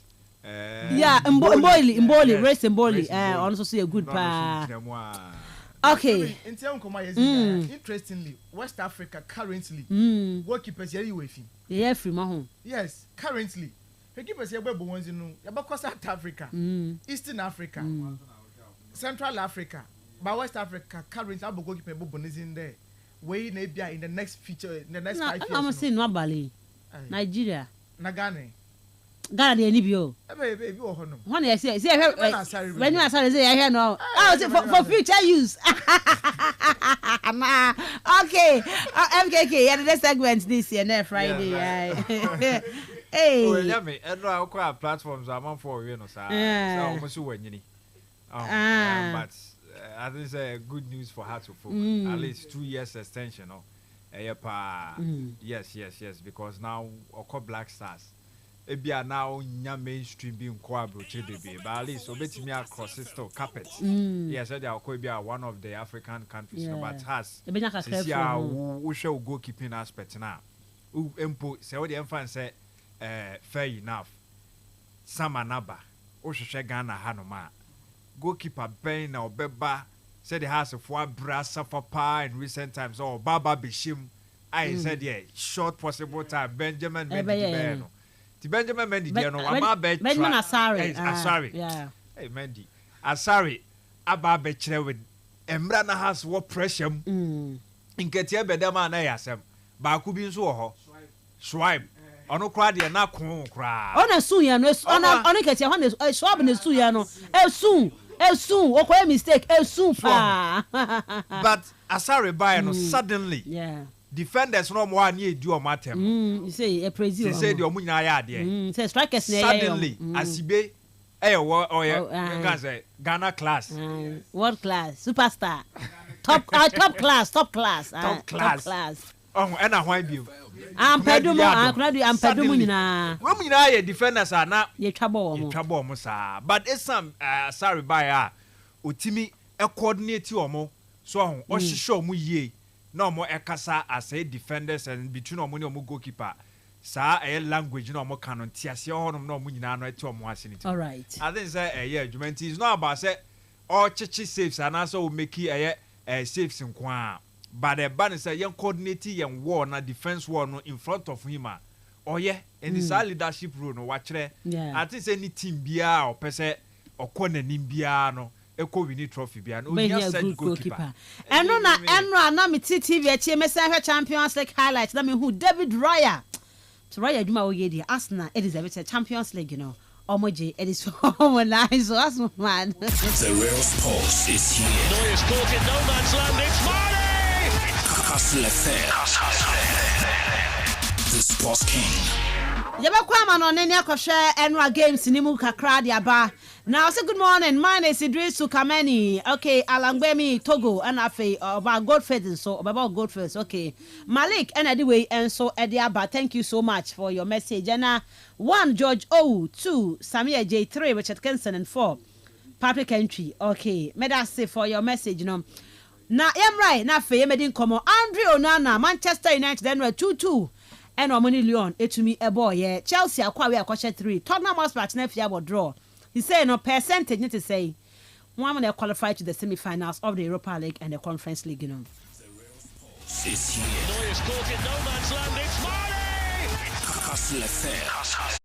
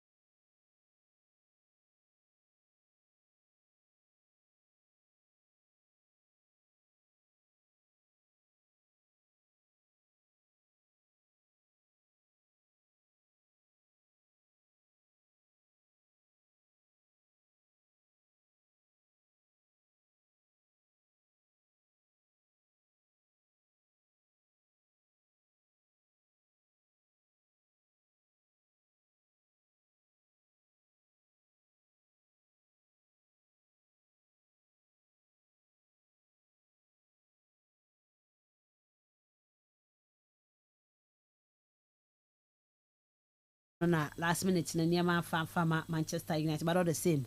Second leg of Old Trafford, ni behwe di besi wo ho. Asman. Yeah, Mr. Enkwa mo no ne. Yeah, my starting for Liverpool, I mean, use stories with. Na you room the matches. Liverpool supporters, when you say no place, what it is, but there is a very good news. I got the camp of Liverpool, Ruby and Opaway, Waba. News now very fresh. Uncle so on cherry, bia.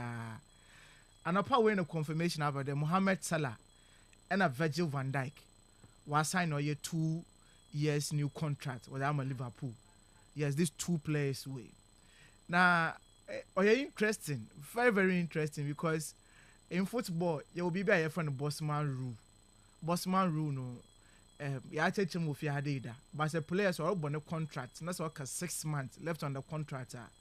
It is allowed today about to money any club based in common. Now, if we to sign a pre-contract so that no contract in the end, now we move on our connenim. Now, you know, Liverpool, a Juma Wabaya and the Jagging Club, especially the kind of players he assembled. Faces for a very long time, in almost about 34 years then, no. Liverpool now want to now G Premier League. What break your head, Ama James, no. In that period, no, they won the Champions League, the UEFA Super Cup. They won a couple of year laurels or honum. But fast forward, Jagging Club Jetimo honum last season. Now time or Jetimo honum no.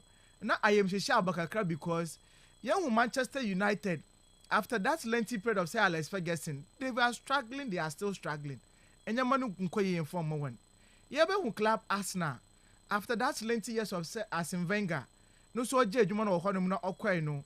Coaches Abba, a friend Arsenal team no good will try one best today. Even to win a major trophy no. Over to moment ye be a Premier League and other Champions League in pool. No way to na was the archery. And I show you Liverpool so na you sure there. After the exit of our Jagging Club no, club known to Monkoye, so they brought in Anslot. Up in straightforward. They were in contention that this season way, barring the competitions 1 or 2 matches in Yamankoya and family Liverpool, FA Cup World Film, Premier League no, they are still holding on. Champions League go to World Film, Carabao Cup finals will call lose or honum. Can mark the season for the new coach, you know.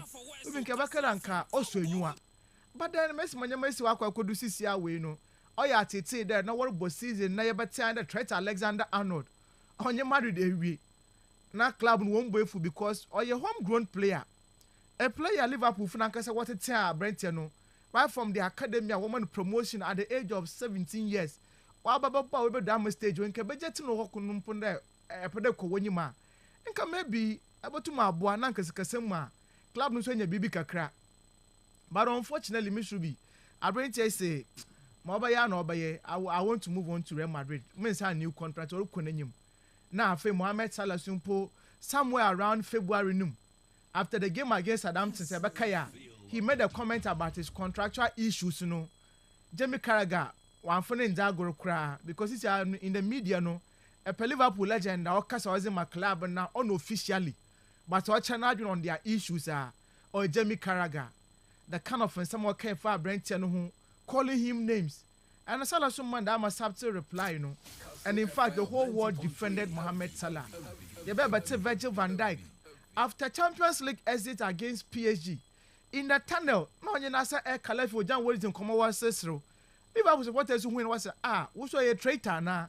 And our child was supposed to buy the young season also to move on now. It's at the end of the day, no. Now, but these two kingpins way. So we're in one contract with I'm a Liverpool. We'll be not there.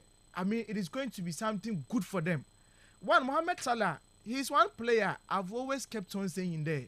Even our league, you know, Premier League want to one shot Brenton because say actually the 8 years in the league now. And the kind of numbers are Ruby Ozabano. Arguably, I stand to be corrected. But in the current dispensation of football, Abba Ringer, I mean typical Ringer went to my man, the number of goals and assists, Salah Ozamayan. We can argue all day. I don't think we're Cristiano Ronaldo. Ronaldo transited from being a ringer to a striker. But as a proper ringers and Kasa Ruby in this era, even in the history of footballer, Abba ringer, natural ringer, either right winger, either left side winger. And away to Madame consistency in terms of the numbers Mohamed Salah over Liverpool was always grace the world of football. For me, I think he's the best. And for Liverpool as a club, no, ni ejuma waye, ni bibia wache no, definitely he's the legend for the club. Say ejuma so we pay and I tell them 10 years no, he needs to conclude. Now we now we. Now, my menu will share this start to Hadi. Now I share ejuma Mohamed Salah. What code then you watch it or cement no as the player. Maybe in the history of English football, no, aside from Cristiano Ronaldo and then Rodri, no, the next player to win the Ballon d'Or, no, probably will be Mohamed Salah, but I doubt it'll be this season. But actually this season now, Mohamed Salah, or has a goal contribution, no, so far why you 44 honum, and 44 now why you know, whereby equally or Thierry Henry, no record or year 2002-2003, and after Erling Haaland, no record or year 2022-2023. Now that my record way equal or honor. But per one player, another two players in the history of the Premier League, what to why more goals contribution in terms of goals and assists or your Brent Tower front or your Andy Cole, Newcastle United 1993-1994, and or your 47 goals and assists or honor.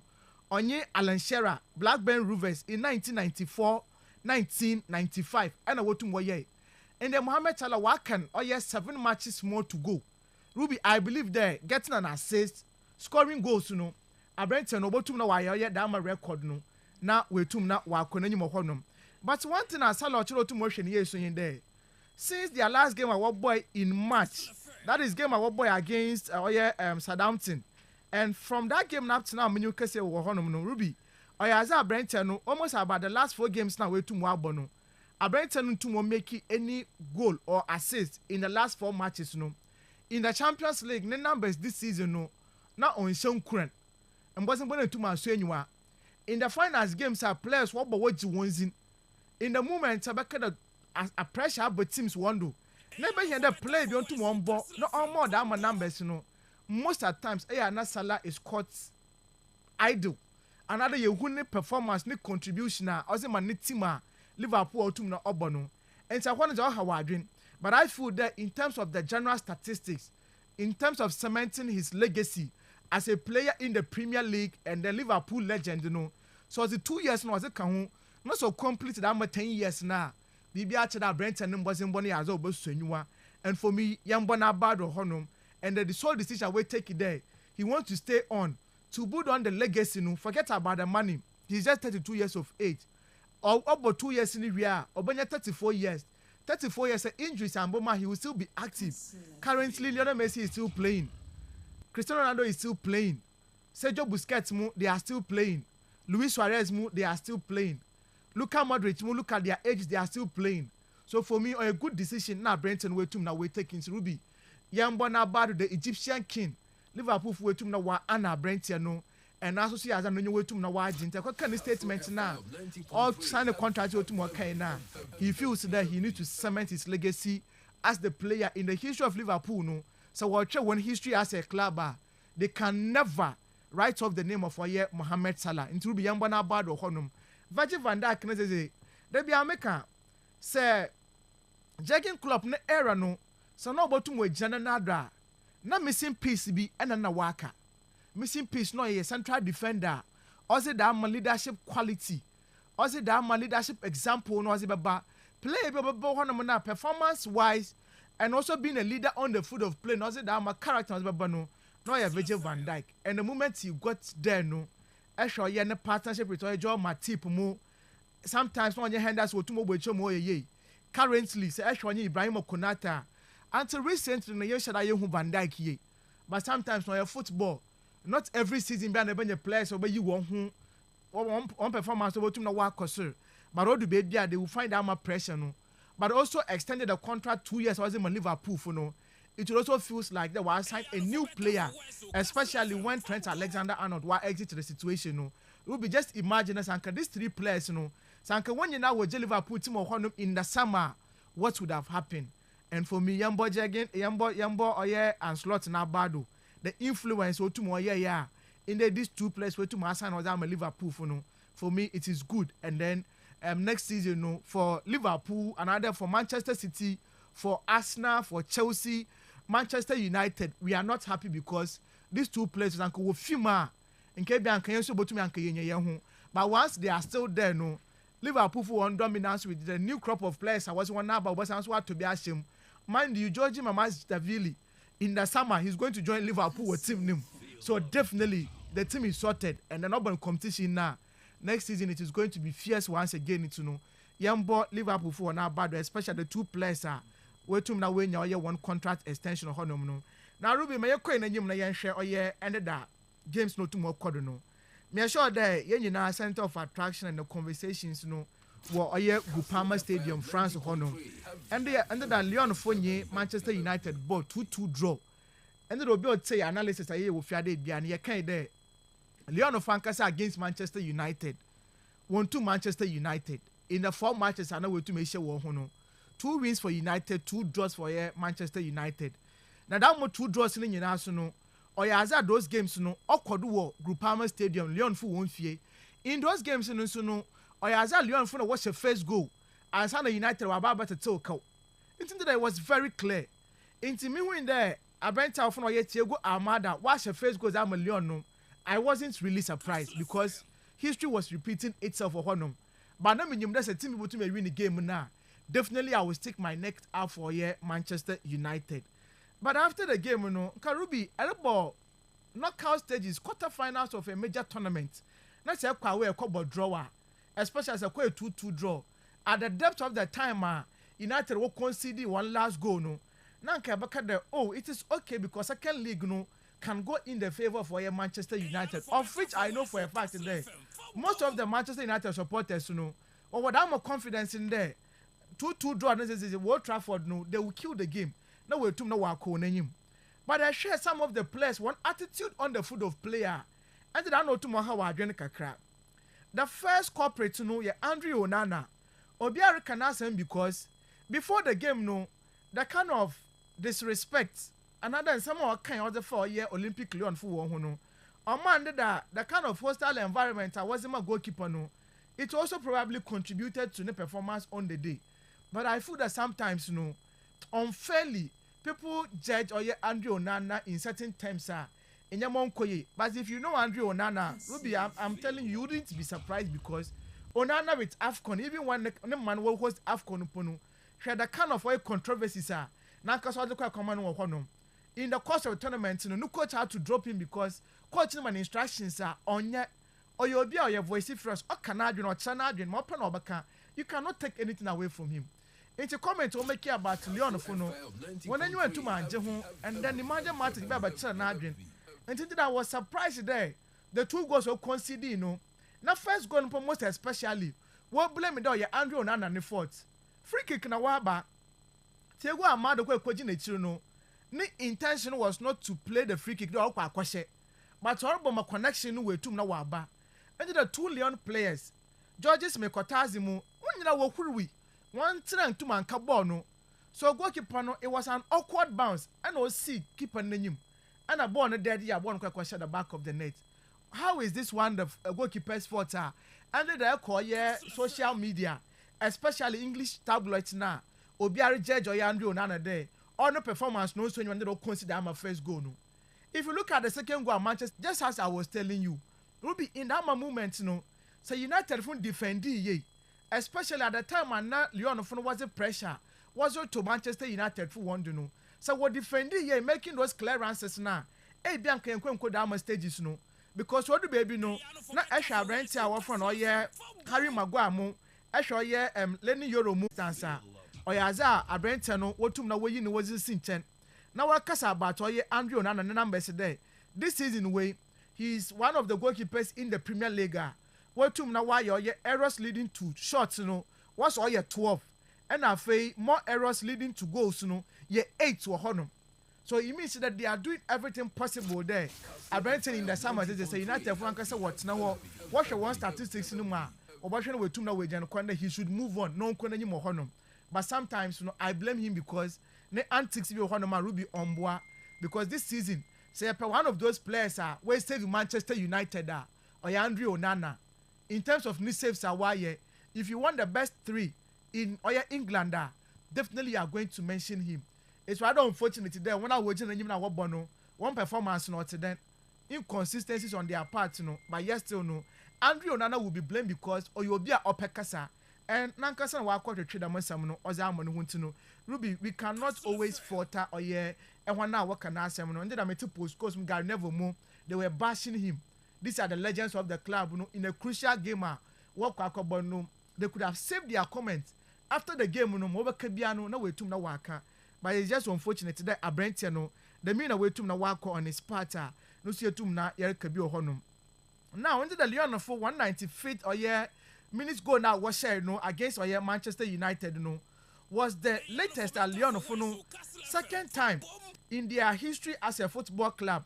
And a wobble bono could that movement in the Europa League what to na where should go 2017 against AZ Akma 94 minutes plus or 35 seconds and I'm confident what to na what should go honum and then over by the second one now no so quite or 94 minutes 30 seconds and then what to na once was it to corner and then once result to no to occur in their favor and upon once you to na airborne bad now Ruben did that club are friendly on the bibia or me after first going to more bay players were celebrating and I walk quite far or Ernest Niama ni Jesse number 37 and I will to na what Richard Brenton word there ACL now when you know or 1 year because no when you there say Ernest Niama in a pitch in the bia and Patrick Dogun did a ball or boy nanko ya zanka Brenton no to nanko but so no but because of injury to know Ernest Niama did a win to na wambo ni bia. He's just out of the season. I hear that somewhere around next year,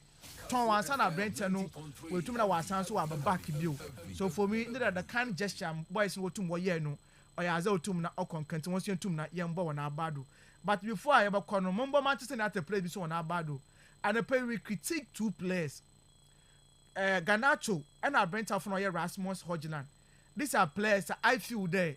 I mean, if you look at their ages and a baller wobona, they are not doing enough for a Manchester United team, no.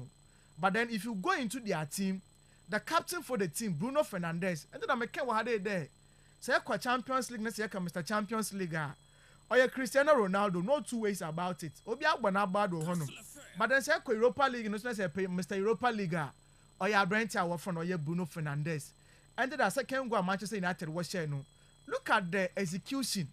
The technique also board that man or cross na Abrenta often or Joshua Zexi or not connected to the back of the net and for me now a good or performance what now what there is on the man the what now what shall dama go no and to be young boy United for one bad euro and that it took him a very good moment there. France won or starting the career no the field. He went back to a Groupama Stadium. Okay. I want to go the first goal. Ozimo Manchester United. No see to me and I know there's a history is anything to go by. Ruby, I think Manchester United definitely they will qualify even though a 2-2 draw.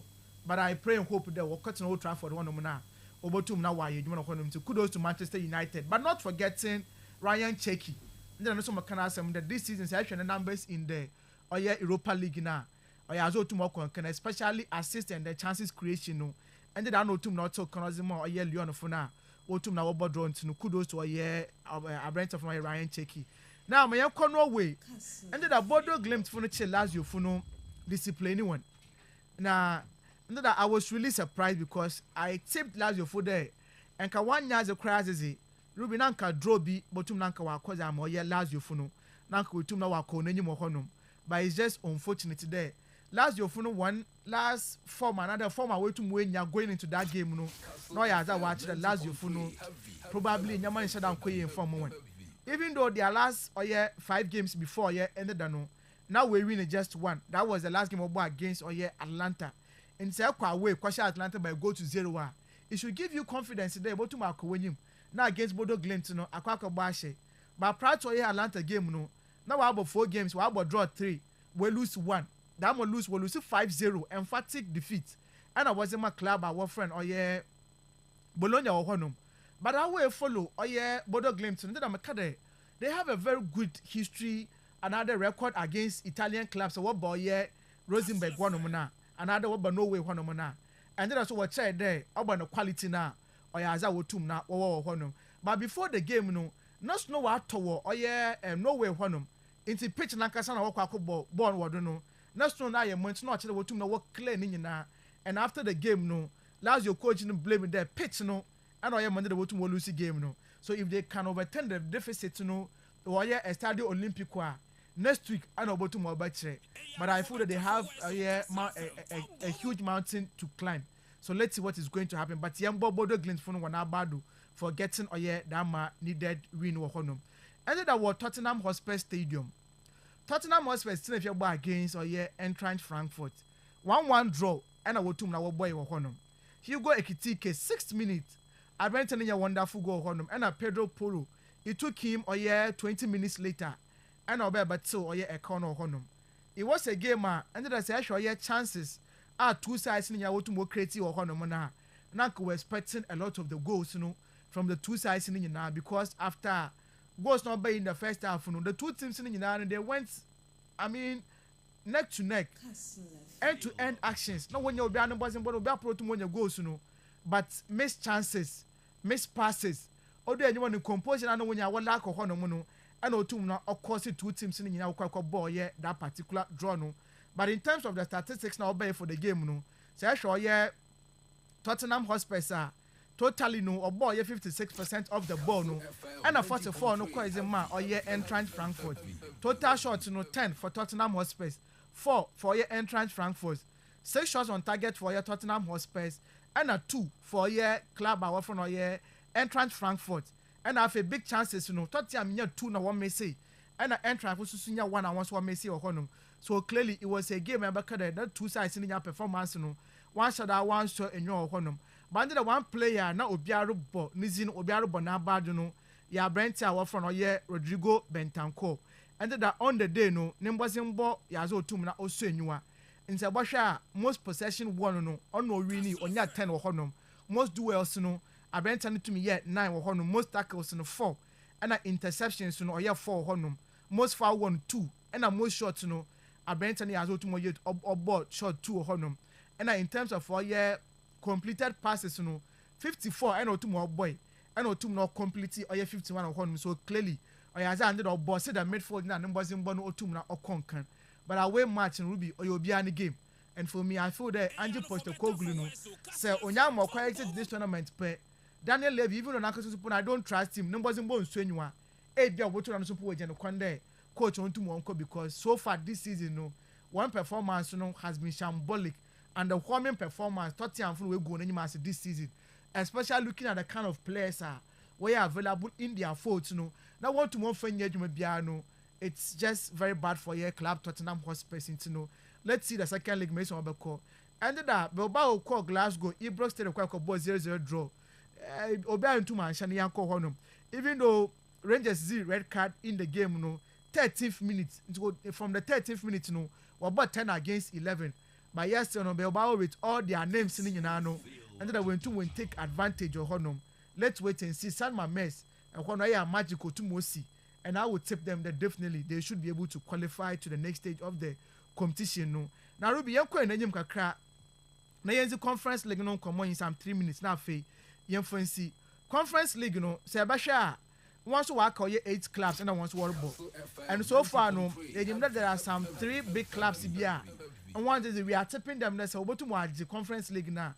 Between the 3 clubs, one Mukruchero to Moji into Chelsea, Fiorentina, and then Real Betis. These are the 3 clubs when you now watch soon. But between the 3 clubs in Pono, Chelsea never carry Okuta heavyweights now in terms of names and achievements and laurels. Ever carry Okuta. And the Chelsea called Poland against Legia Warsaw. Chelsea they won the game by 3-0. It was an emphatic result. Chelsea could dominate in terms of all fields of the game. 72% ball possession as against 28%. The home team no to more boy. First half Chelsea ball 76, 24% to the home team. Second half Chelsea by what drop pick across 68%, 32% are Chelsea to more boy. In terms of the total shots 24 against 8. Shot on target 10 against 1. And a big chance Chelsea creative 5 against 1. So clearly that was the game I reckon the Chelsea funo wotum na wo yi won ho awon so won bozin bono otum na konkan. Abenta wo funo ye Nicolas Nkunku and Christopher Nkunku. This is a player in the Europa and the Conference League obiara bo about the day was simple numbers ni azo tumo was the competition between Awu no Nicholas Jackson no say your opportunity na say ochede eba you need to give them a confidence na to makowonyim but that Chelsea nya penalty kwakọ boys born to baby and when to na wan so nya honum but fast forward Chelsea went to men give up honum what you do abenta wo for no ye George but nya the first ever goal for next senior career no Zema Chelsea honum and oye Noni Madueke and then also before the game no na ni players are catching there going into the game no botum na wakwa kwese goal and then so tumo born home was now 2 goals no and Otum wasn't my Chelsea so clearly all right I think the Chelsea it is over for them then ever kind of league was of mama master for Chelsea are qualified to know Chelsea in the semi-final all right Fiorentina so yeah the quite way kwa share or NK Selji Funo by 2-0 once you ball now bad or honum and Afi Anthony Nitim Real Betis then I once watching one opponent you know was on by 2-0 okay Cedric Bakambu no so ball numbers now no numbers this season no all right I don't know was and Jerry Rodriguez no so two more boy yeah once we winning so I'm taking these 3 teams there obviously in the semi-finals of course they should be there Fiorentina against Real Betis na Chelsea so ko share rapid one I mean obey the into the me so bako me da say Osman da Wenger any atene kan na e de beto udini search ya na e de to AC Milan achi quick one and the games no Ruby AC Milan for no I'm kwa way I was simple and fan to ha achi Osman nye kasa you no goals na dwono ho sa ho yes I work for Kesima you no goals over 1.5 over 1.5 na you free or no because I don't trust or your AC Milan team no all right but this is the movement I want to to na carry one because they have nothing to play for okay why not they want to no one ko edwan but I work for Kesima maybe a double chance for AC Milan but over 1.5 no e be you free or no who's the ball against or your RB Leipzig kun so ye hu onye once they need to qualify to the Champions League no sports no as once where you won who film and as it stands now 45 and the minus 05 for 46 1 point say to measure Wolfsberg about to now ko wonyim Wolfsberg the 12th position once Abakar we save one kakra from the relegation zone no okay but this shouldn't be one of the games Abakar you are going to write off Wolfsberg for no you are going to expect a lot from the two teams no both teams to score okay over 1.5 or possible any team to win this game no I'm tempted to stick my neck out for Leipzig. Okay. But it'll be a difficult game. Maybe a double chance for my Leipzig. Lens against Reims. Another interesting game in the French league. Two teams in our form no. On Saturday, good, especially that of Reims. But I feel the Lens for what's in the fear no. Okay. In some of these games, one was in Bono. I have a towel so you are in Tabia Mukufe Kesima. Yan double chance. Na yan fama or Lens in this particular game. Valencia Sevilla. Another interesting clash and our Kodo Honum. Unfortunately, these are two sleeping giants of Spanish football. Because extra positions now. Sevilla from the 12th position, 36 points. Valencia from the 14th position, 34 points. In the game, no, Mobile Biano would have an impact on the league table. Okay. So Sevilla for winner, work 39 points. Valencia winner, Wabasan Sevilla for home by just a point. Yeah. So definitely, Obama game no wakwa or your interest in Honum. But actually, one last couple of games are almost about 34 matches now. Home team they win 10, and away team they win 15 times or Honum, and 9 times a draw. But Valencia for no what's in the fear. One last games are in about 16 matches no. Home team they win 7, and away team they win 4. And 5 times I acquire draw, but the last time we share no acquire draw one. Ruby, I'm still seeing a draw in this particular game. All right. About to know we see, but I expect it shouldn't be a scoreless draw. It be a 1-1, 2-2. I think or a possible honor should be. Meda say yamfa amanone semnisi yamra fie we interesting a local stories wa anoma yeba ababa bedi yeba fie na fe local news net me e dia twa so me be sisi. Okay, all right. Kwame sheni multi-bet ugidi se ebe farmer ne nanfufuo ni ne chitafo nyina or the betway for bet influencer e bet one the fufura abro cheche ni code no etimi mani nya sika course dudu o cheche no na chire sika dudu obenya obia betimi e bet influencer we e ya the fufuro kra edikan e wo wiase afa na nyina efi betway kastlefm Gaming Commission of Ghana sashase woni fie no otwe a enko ho bet ni munyansem. The real sports is here. Neuer's caught in no man's land. It's Marley! Kastle FM. The Sports King.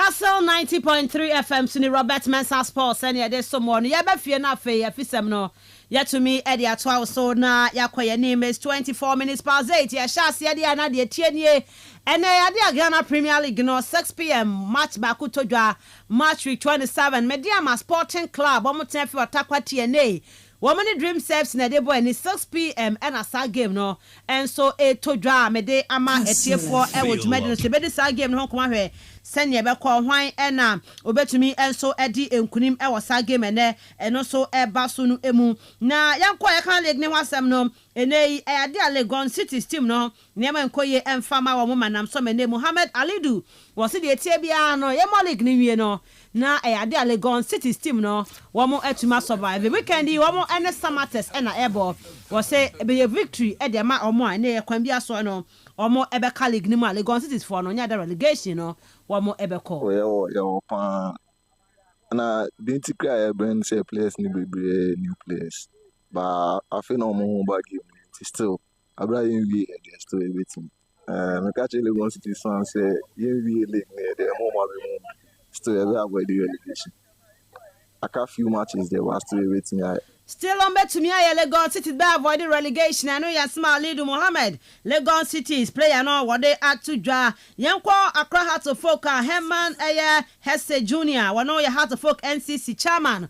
Was a Ghana Premier League no? No question ni. Yo quality ni dey will be pa. Name on problem no. Pitches no. Pitches ni nenye. Ena cameras na edi track games no. Ene menya the best. Enka pitches ni ye. Ena cameras ye na nka wuti TV e china wo sha. Uhu ni ye pa. Anka Ghana League no. Ebe kona ni pa. Elvis Hesse Herman. Okay, so the league no, I think one of the things me I make a cry pitches bobo ya bosobo. Say you good pitches me believe say you benya very good output from our players because sometimes a camera no you hear Champions League, you share the English Premier League. Some of these players you share a party 2 days ago.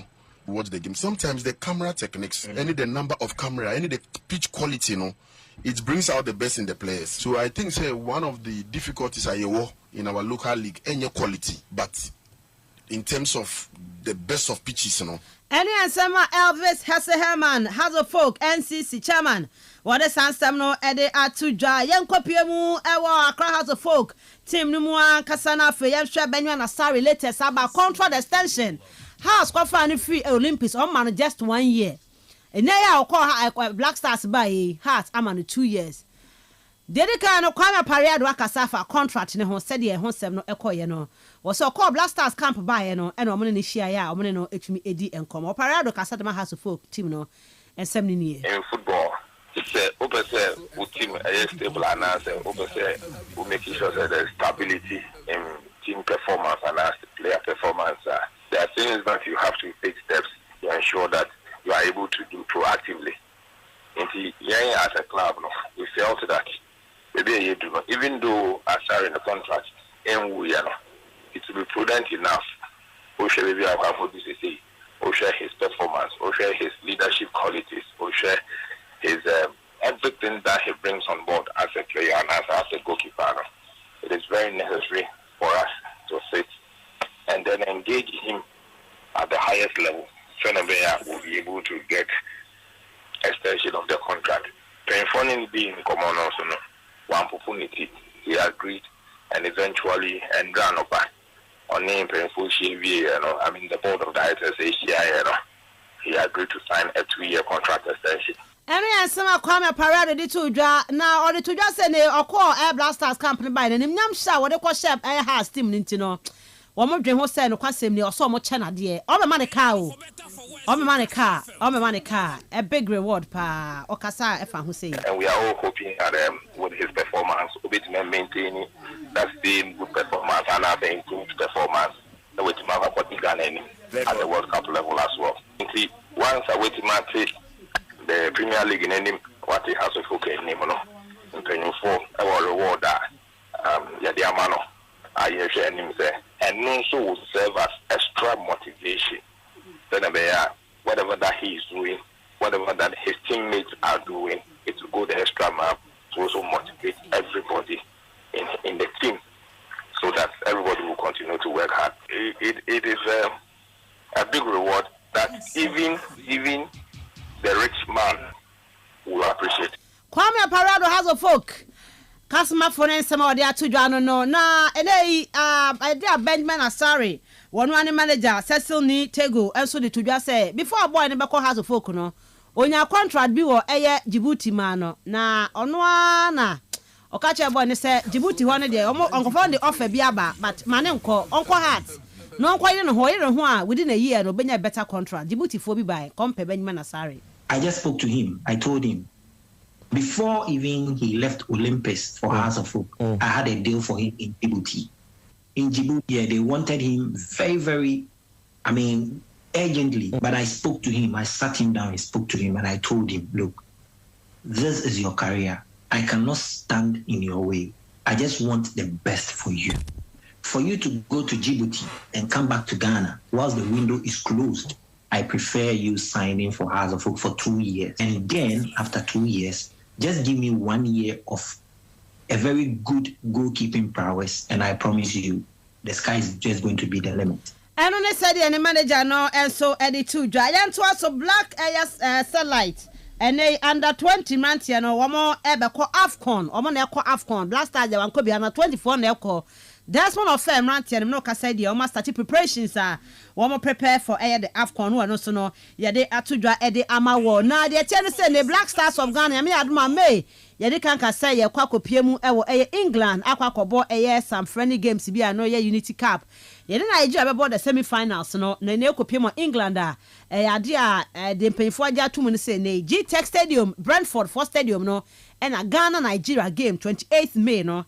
Yebekwa kobo e wo hono no so no e honsem no etumi ababe todwa yemfa ensina fa bedafo mre na yentumi emfa discussions then to also on Kastle 90.3 FM so game pack ku chop adama ena ensemi yebabe di ho nkomo kai so bebo game ni bi numbers 1 to 35 choose one number from 1 to 35 no one number na be choose no wo de sika to e che na wo de kotumu a e drop ma e wo mre penfo no e draw no a ubenya sika di pa sika wode eco place ye no ubenya homo sa aduasa 30 times e de ma amwe di pa nti da bia daily draws ne e ba no miensa ye no miensa wode komu mienu na to be komu mienu a e be sama e free bet 2 Ghana cedis na de kwakwa twabie maka ho dial star 946 hash star 946 hash nebo modern a play game ni be a game pack pick one number from 1 to 36 e drop ma wasika de e to akire no ye bo ho amount 30 times e ho no umpewe na pede e game pack pick one and I make come for e the amount e simple a serious rewards and e the Emma war FKK yenim komo. Yes, Benjamin de ya na sha say a good news for Hearts of Folk. For me, this is a team I was struggle with goalkeepers. Yes, no nibi. Dream baby no war.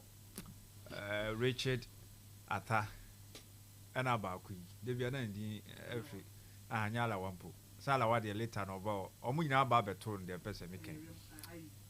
Aye, yes, Richmond Aye.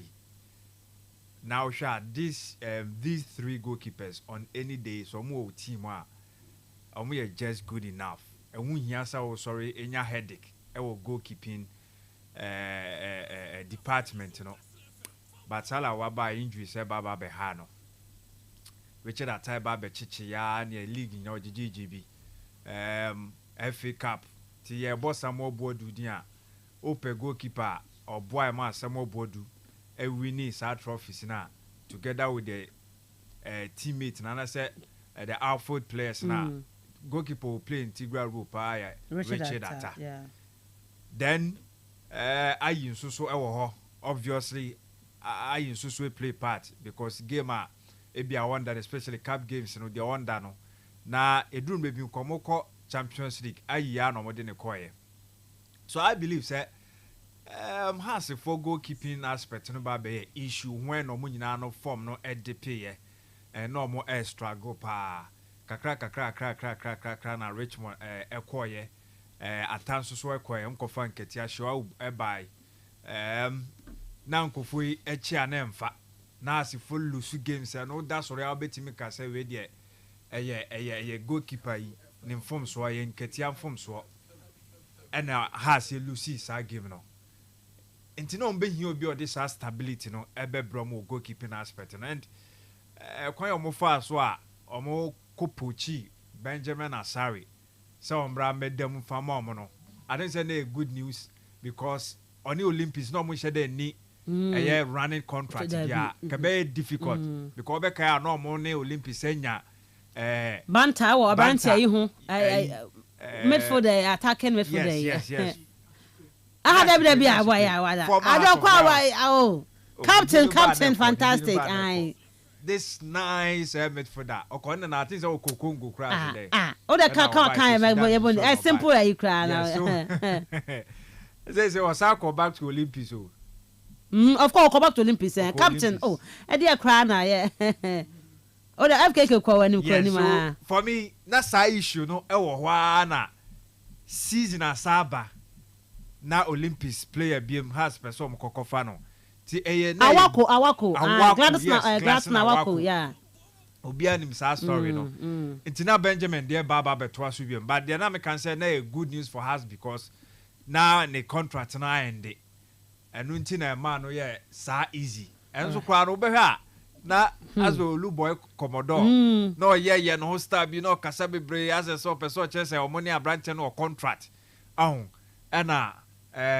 ni agent ya na se ni manager o kasa ya no Emma has for sound to so ne se o gidi se na branch na be ba bebo etimi dia nti wo hwe ni story o kan ye dia ye mu bia na enim se na Djibouti bi e wo ho no ansa na wa ba be kan na ye nyina etimi ho nti fine story and oba na that short possible time na no oba ba mu hu sa difference na na ewom dia na has for lucky na ye goalkeeping na no buy no oba be che oditi e me de se operado use the west stability because sometimes obi are fine contract no honom there a goalkeeper on ba meda goal no ncheche but e go beyond that and wachirem say on and off the pitch ni nyina no or the stability no e bra mu ebu omo co training grounds so comparative say team no lack confidence but kasa na football di mo no na call long way kakra of course coach na yadwuma but me sure say ono nso na famu di oye bi e ma players no ebi why off the scene ebi onso a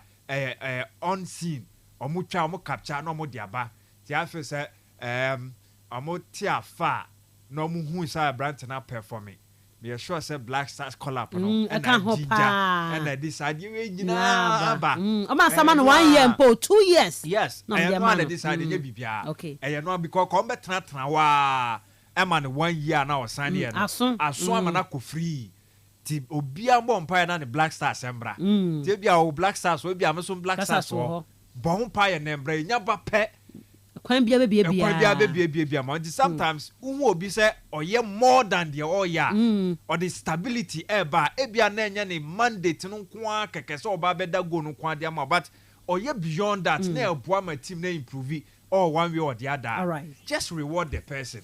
Bibi answer ti obi keep player bi ana nipa bi e wo na dwuma mu e wo na football mu o ye man ko no wo hu bibi sonko woni mu obi atena 10 years 15 years 20 years e di entra mfaso bi afri baby banti has for I think say sa challenge na never no mo so this time around the omo antena se amfodi omo arms anka say o tintinity enya onye no nko ne baby foforo be ba be bo se de no mo keka bi no I think say we dey no quality no e wo ho e bia wo 2-3 years a wo betimi dey my heart e important and I feel say be both parties na ba so mo timi astra sorry dear na yeah but Miss Ruby you see the style of management of Ghanaian clubs especially how to folk actually kind of adwene chiro BBS yo yeah BBS how to folk had goalkeeping issue and now do baby a call as goalkeepers are bad understandably but Benjamin Asari coming to how to folk no your top goalkeeper. Olympics some relegation there but no be any meduma why you clean sheet and so no you sign such a goalkeeper now man 1 year contract 1 year that's my problem so goalkeeper e bia you bia na managers no and na handlers no say adwen is it even adwen so per better business am client and no konya team bi baby also bosumo so a yaba ma $10,000 yeah how to focus in okay but never sign yara mo 200 million. Okay, can be after Black Stars performance. You can deal be about from Egypt. Yes. Next can move soon. Yeah, next can. I think Kababaka so mess I need 2 years now. So why do you sign a new goalkeeper? That's my 1 year contract. And I know justify your inclusion. Abana say bon yeah, na must be must. Account some of yeah nice option to extend. I'm so first one option to extend. How many years? 1 year option to extend. One is equal to okay. So you miss the system, then when then be have a player. Black Stars nintia. But I pray and hope that next time, so if you believe in the player, yes, clubs will sign players, they will make mistakes. Yeah. If you but 5 billion far. But then to sign a top player like that, now man 1 year players, if you want a career and pool, or Baba Boateke. Obana so ya azia. Ebi asa no mu from the beginning there. Okay. That window. Was a guy, is it this boy? Malcolm Zurichi. Bania. Look at what happened. Couple of others, a lot of issues. This Congo boy you on the support okay. We had the similar problems. Sign Mukomenim Mukojimiska. Players will be one year philanthropists. Okay. They go in there to also perform their career and was in common. On the other hand to focus in a work home. It is a management. Now, Kwakophobia, former Manchester United, whatever. Talk about training experience. Now you cannot manage your players properly. Now, I trained Uncle Blasters be. And so I'm 2 years. I'm on contract. I'm an improved officer. I brought for 1 year. Or 2 was signed by 3 years. But 3 years over first year. Nothing wasn't supposed to anyone. Was also when it's not for me, Bill. What catch them contract now was signing. Was also an improved one. Yeah, I had said Osman. I don't know Hessica Semono. And to say best sign 2-3 years. Now Banra me perform it. Now we done a crime. Now I was say go to HS Kevin one intino. Among yet. I know anti on yet. Steven the Samukwala. Aye. The last Champions League game we. And our ball the winning goal was a man team. Okay. Last time I catch a quarter woman $24,000 a year. Imagine a quarter Bianca with 2 more money contract bia. So if I were to will playing part, they will pay more. I undervalue. Of course. Obama my bomb modern. No bachelor until Obama supper no two. I feel there. Also, my bread into one contract. I answer worry. 1 year, especially say we just play him there. All right. About to know why you near. But car issue since the manuaji. That was the outcome because captain of the team. Now I could training out into the room. Okay. I mean, Rubio deserve into my can. Because sometimes what's the room wow, far more. Yes. What's the room bantam fast? Into Sabon was in the Monster so be ya dear, Mamma car. Why? We are there, Mamma Chairman and Blasters. We are there. Obi Jumana, Edmana Sonia, I am on a car. No, a tree, no, they are quite Jumana come. I've taken a queen. Oh, especially Obo far more. Obo do Obo fan Obeka so be ko be ba do Obeba no. E bia na wa Mensah. Options, you know. That is the difference ana do na hu ti. You be move on. Okay. Who say sope no e twema ju CB. Who say mo amoso be shada ka se Benjamin ba no established. Such quality there. And yes, so we are contract no now the performance e dia shape. No ga bia na no the age no. Performance based. The age ni tan bia am so man bia 1 year pe na 32 there na nka. But the age class so 1 year. I'm 32 now they 33. Oh, you know how 34 years. Your friend say he say man. Nensem no kan there dem trodo pepe one capage en kwanso o ka camera. Say ho am na yin leagues no. Basa goes near shampoo a hu ye kire chese omo be ma o se po de bi kura timi ma triangles na no kura no chese kwa makwa nkeye hu she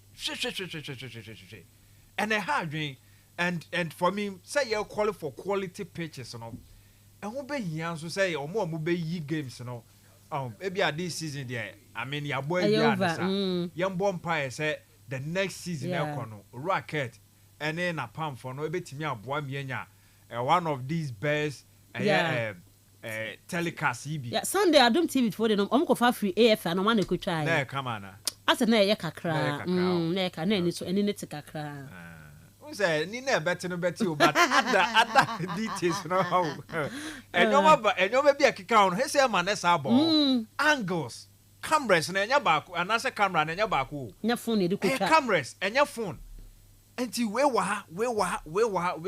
didn't dia ba we didn't detail ba we didn't dia ba a dozen investment 170 ekano.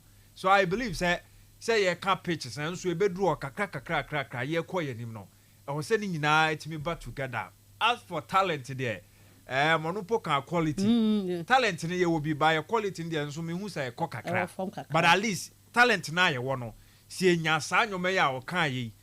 The quality of the pitches, then the quality of camera no so and also more mu betwa no yenya ni nyina no ebeboa ma ye improve ye game no be improve at least the year ton ye beton more than that etimi e dey akọ we mponi o and still na the players ni hu say bi munya offers e dey e dey akọ ti say ye timi decide ye nyina ba ade be chinye quality pitches, quality cameras show ye games na aden yenye den.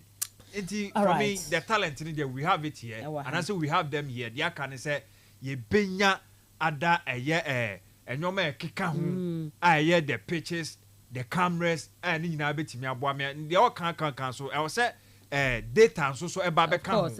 Yes, I will say data becount. Ye players no promote data now bread do. And wake up brony bet me at snatch or ya no, or Google ya, and also call ya no. Play on your bony the ambon say BBA but data no age so me yes say we should be something I would say difficult this modern era Ghana baby a game ye room when nyina bedu some people so common data on your players FF1 Monday and abia Saturdays and as a mobile games now goal scorers need you know omo flyers no mo the shots here but Sunday matches need here fly above on tia no goal scorer and chance here until you say wa na why 20 game no improve e ko ani munti media money dreams game prediction media ma Legon City's midfielder relegation no team no but said wa kan nya say kasa so mo ye ho adwuma and almost share 2 games be on bottle so na ya fa and sheda am fam omo omo abre omo sika 7 sanyoma nyina kan ho bi and em say so omo ko omo deserve so omo ko because omo amba me bobra papa bia omo an kire seriousness say a club or person or ye league no ye ni ye or person or ye club no ye ni ye omo share the musicians say ko ni sanyoma nyina no samoja mu nyina ko first season yes na you okay but I say to aso ko na o so omo emo ni call the playing body no ye ni omo technical bench no no mo ye hu adwuma o say omo ya ade o okofa eye maso kunadu nti wo hwa say na ye Wild Stars e na be ye Lagos City Wild Stars G League no na de omo je Maxwell nti oba no be ka say the same team na e na oba ba bad omo amboa e wo other aspect na ye the playing body no ana wo say komo invest wom omo antimi anye ene na nam so a ensem bia be piepie mo ne de sisi and the history yem fan to echi keeper okoko frame ano no e keeper na goalkeeper on any ensem bebre players ya mo salaries ne sanyo mani nyina no timi de misu say em say so mo kwa mo deserve so mo because omo ama me kire seriousness bia game no said they now kind of predicting straight up was say bobo kwa from mediama omo ewo so omo ho so my last 2 games as I say Anko Yam Famomo. Said the last one has for sure more. Yes, but the other one do share Holy Stars. And no say na derby. And no share Holy Stars. And has for and so echo mo baban yara. This is a point I was say tanko esa twaso. Now was say nya servitude. But when to me right of Dreams FC crack media me who say a drawn game. Oh yes, me who say a drawn game. All right, me go for calls Nosman. I work it to be ka ho na me wo that same game na. Dreams ne. Yeah, Dreams FC. Make sure that currently play inform club in the league. Yoma win na 2 draws. Can in away win or honum. But now me sure one head to head one year or media man. The last 9 games now wa bono. Dreams FC win no 6. And now media may win 2 and I one aqua draw. I think for almost about 2 years now, no media man share Dreams FC. Their last 3 games our balls out here, no. First round 1-0 in favor of Dreams FC. Last season, what media man for 0-0 and Dreams FC win by 2-1. But 2023, and a media man winning by 3-2. So I shall form an ankasana. It doesn't speak well for media man for no. but then Ibrahim Tanko expectations in was sir. Yeah. This season I think first quarter the Mazina Kawaya as a pan. But Ruby says she made Yama for one cameras. I can't always go feed the yeah. Christ. I mean, Yama wasn't my own day a top notch. And for be back to the professionalism in the womb. But professionalism football no so yeah. And that's one to be interesting. I mean, if I think they be setting people to win the game way now. Mana was in Washington. I'm tempted to go in for Dream City, but okay. They draw. Possibly will be a fair result in this game. Central Region School Sports Association Zone 1 soccer fixtures. Enwan ya shasiye, ene ya twaso. Enwa minyan late results na me cancer intino. Ene fixtures ma me fan to dwama. Ene ewo Robert Mensah Park National Girls ene Agri Girls buano pay. Egwafo ene Commander Girls bebo. Yewi Academy ene Commander Boys bebo. Ednaman Girls ene Egwafo Girls bebo. National ene Egwafo Boys ene afi Ednaman Agri Boys. Say na eye table netie Group A for boys no eye Agri Academy Ednaman Commander ne Mori. Group B boys no eye Disco Abraman National ene Egwafo. Girls no Group A eye Mansite Abraman Agri National ene Mori.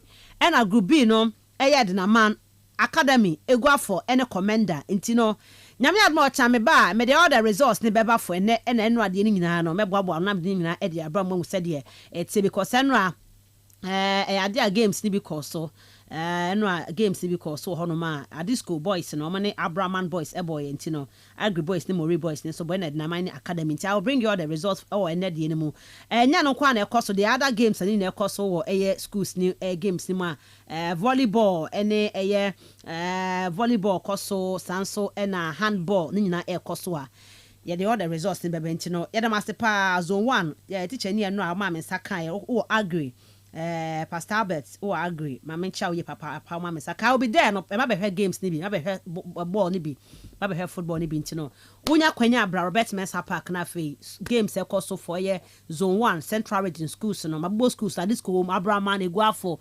Mansite omu nyina wo mu a academy mo me games ni bi na fe soccer no so no ye ma no enye fe mefa calls ni bi na etie for mra so Red Royal Hotel Adama and a calls no mefa 0244 408046 0244 408046 and 0244 408354 0244 408354. Mama fa me first caller wa hasi. Hello, good morning. Morning, Miss Susie. Star press line. Good morning. Wapo mo. Na me ado me hu ye pa. Me tia me nyanu me mani. Ya joso. Yana sala na samana mpesa me kem. Amen. Pa. Ko ya sitabi ni kakiyante. Yada no is true mo bibia best me ko training true mo and now kwaye Ghana for any kwasue yimpa nkaza mpo de no ko to Facebook no wa dom na papa ebia no na je ne se bi ogu black say ni mo as and a black star first goalkeeper local goalkeeper and what true mo me wa da na car off no iti wo se di pakoro wo na wo toka na dia mane no amena mo so hye ne ni munya yeah omo so mo encourage our local players because so far we kwetin na yame yi ne pie fiki plus ala omoko rasta obi anya chance ndi mu da na coaches nso yusu o majo trado ono anim so on original into yusu na jese nka wana awo kwa akobbo no because so yusu boy we said the bear supporters in the beba and I'm paso or mobile. Yamia Roma. We put green sheet na yashi shat che rather Jemia and Carson we yanka. Yano pay okay. Nya papa de my boy name of ye and now it's a so ye no Brennan wants it. Sure. So the bay your benya team papa. No benya Dallas in a city and fanka. Me da say sister Presla, I'm from Hana Fe to us. So hello, good morning. Morning used to be. Simple Bagani. Simple Bagani. What I eat you? Oh, yes, I am. The captain, I have keep on one yard. One what you. Upon what you say, has function with it. It's one of one spending. Masano 2 years. Yes. Nemo money, but say, any see a co work up and the Ghana ever could be. Yes, a Kotako, you play a big one. The Ghana near me, no, Ghana near 2 pay. If you are with 2 pill, a evaporative, a board is a all right. Me that say, okay, Mama Fa of Francois ha honorable Jaro. This will be a bomb today. Me who ye power honorable. Ben Masali said you me go to going. The employer has already spoken about the same thing. No see Sammy again abredo. Into yem put the mass me obey then we can have you. Because it's here what Jeno do or Jeno do. Oh, good work up for now or there or Kodano. Like it be with a find to go to another baby on the Nama on your shape crown. Nothing to be what quite the bigger class. No one wide and what be abra on Mama Bra Breno, Nabena again. It's a second enough ye, did the whistle boy in the moon. One soon we ye. No more Ghana soccer because he had a miracle going out the heart, none of the men's person. Because if a man ye, if yes, someone, you can be funnel, on fire, man, on the Ghana Blast family. May say, Honorable Jaru, I'm a far for France, so I had him say, I to us. Hello, good morning. Oh, insure the taxi driver. Taxi driver. Honorable, I can't say, FKK, Mensah. I do it, wait, Mamma.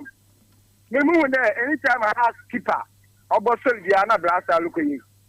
Me him so what I check is that because from Samia Jenny one time. That have it. So look at keeper there bia from a house of folk. You know, Oko Blasta Oban Homazon. And she has been for one shot ask for Nama Mumu management move on. And such a keeper. I can for them 1 year contract.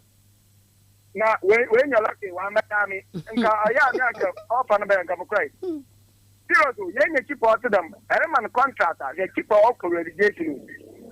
Now, and the clean sheet from Nishima to House of Folk. Clean sheet to the door. Yaman 1 year, I feel of course. Last time in Yamban, I come in 2 years. No, next year. Okay. Okay, she made us say, but that's my phone with you. Hello, good morning. Good morning. Me patro din baby or friend free. Friends me free in campo. Okay, it's you. First of all, me person me bo heart management abaso. Yeah. For the decision I'm taking is Benjamin Asaro. I'm very rewarding for performance of what they do a Brasta. Now, secondly, I think Osman. Yeah. Now. All your analysis, you do baby, not all Kase. I think one of your stories now say, I think your game, now about Ghana. Yeah. Which is me, cameras, yeah, we had a good opportunity. You host to all African games in Kasasi, Ghana. The co-fab of Mumbai, we could have resolved our broadcasting network Ghana. In your quality cameras, sky at the man to toss our cameras now. It could have gone a long way to help our game in the future. But you waste the opportunity now. Wow, shot. As at this time, that pen be an opportunity about the being size to Kakesi et cetera. It's impending for our ministry of FO, Pia Mumwa, Tikadiana. May I say, okay, Mamma Father for Hanafe, and to me, and to us all. Hello, good morning. But you didn't be free. Babaski, it's you. Miss Ubi, Nagana Hanankasa, Lega Yewe, apart from pitch on your papano, you would TV station be a we are matchia. How much a chama in station me and say so where ye were fun then idea would trade. Titsayami phone ya been would you try? And yet, phone and yet, you could take it and would you try? Yam pan would you try? Because I did ye pa the Aya Camden would you try? Dabby. I didn't get papa some or Cameroon I've pa talent in the Ubu football papa de Ghana you would be by pitch and a Cambers and no Queen Miss will be my catcher, Bomadna Nefer, Chelsea, Onano. Catching Nkuku Mama no cross as bomb. I don't quite yet. Medase, Obako, was some papa Nkunku. We need the Hano. Okay, hello, good morning. Good morning, Miss Ubi. Yeah, Joseph. Isaac Bonkus. Okay, it's you, I see. Mipacho, Ayana, Monso, I am Okase, do a Chikakra. I am Kasamfa players, Ghana players, and I look up. Okay. Because Adebu, I miss Ubi, yo. The Kotibuni, I am a mama, Gunia Jenka clam before Ghana for Yanka. Then you have some nanny can. Who the time player was in 1 year. After a friend, what is how many years in the account? 2 years. What's on fire then? Watching the car. Kotibuni Baba Sanua. Agreement I won't obey you. Also, now you can't say benefit and as a profit. Or better obey 3 years, 4 years, 5 years. Or no contract no crana, or no crano on some 1 year, 2 years, 3 years vehicle. So what I say? It is a deal with a modern boy from not a player be and as a team be power. Who answer or widen or Dwakulu. If you don't know what a modern boy cost will be the old year do on a boss was some sort of foul. Now I say the water. Now Ghana. Ghana. Mopacha Odia, who would the Amaka say, who players, not so much players. Okay. Medasi, my family last call enough, me fancy. Hello, good morning. Good morning. Maso Poman. Yeah, it's you are paying. Come here. Namiadumia who you pa. No, yeah, it's Manfudia. You see, yeah, this is 5 years old. I should have been.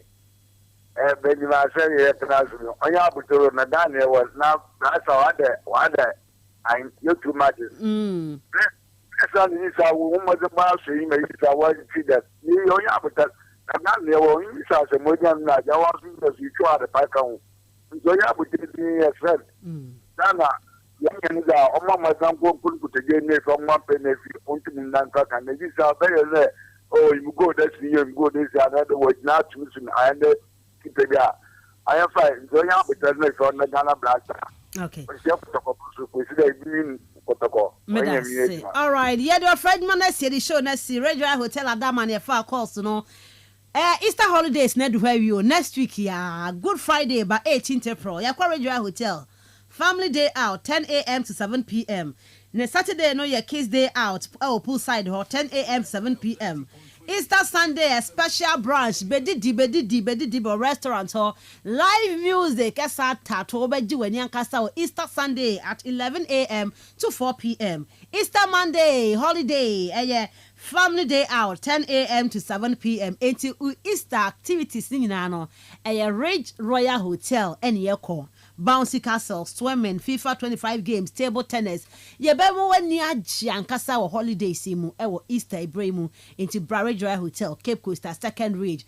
For more inquiries, call 0312 003 222 and 0501 672 908. Ridge Royal Hotel, richly inviting, comfortably yours. Also, something funny happened to me yesterday. At the 85th minute, United game was 1-1. I staked 200 Ghana that the match will end in a draw. In the 88th minute, it became 2-1 for United. I was given a cash out of 10 Ghana. I took it quickly and Lyon equalized in the Perez. Makoma tiano pay. Makoma tiama. Kafra. Media the Mr. Adams, Osmani FKK, what's your Monkania Friday? Kayo, so about Robert Mensah Park. Students need to see a kind of ho. But her games need be on enough to be behind fine. Yeah, they was see me once again, Mr. Adams. Yeah, corner fair Friday. Osman Ademu at the Kawadram and went to you media net media back. What's night Saturday, Baba? Nafe Robert Mensah Sports. And upon Sia, Copemno, Chrono. Yet media 2 hours so Kosoa, Nemo Fidiano, and I had him say, Yet was see. You no go do me, I be you know say God no go do us yawa. That be why we they come your way with Urban Gospel. Do you want to feel the rap in gospel music?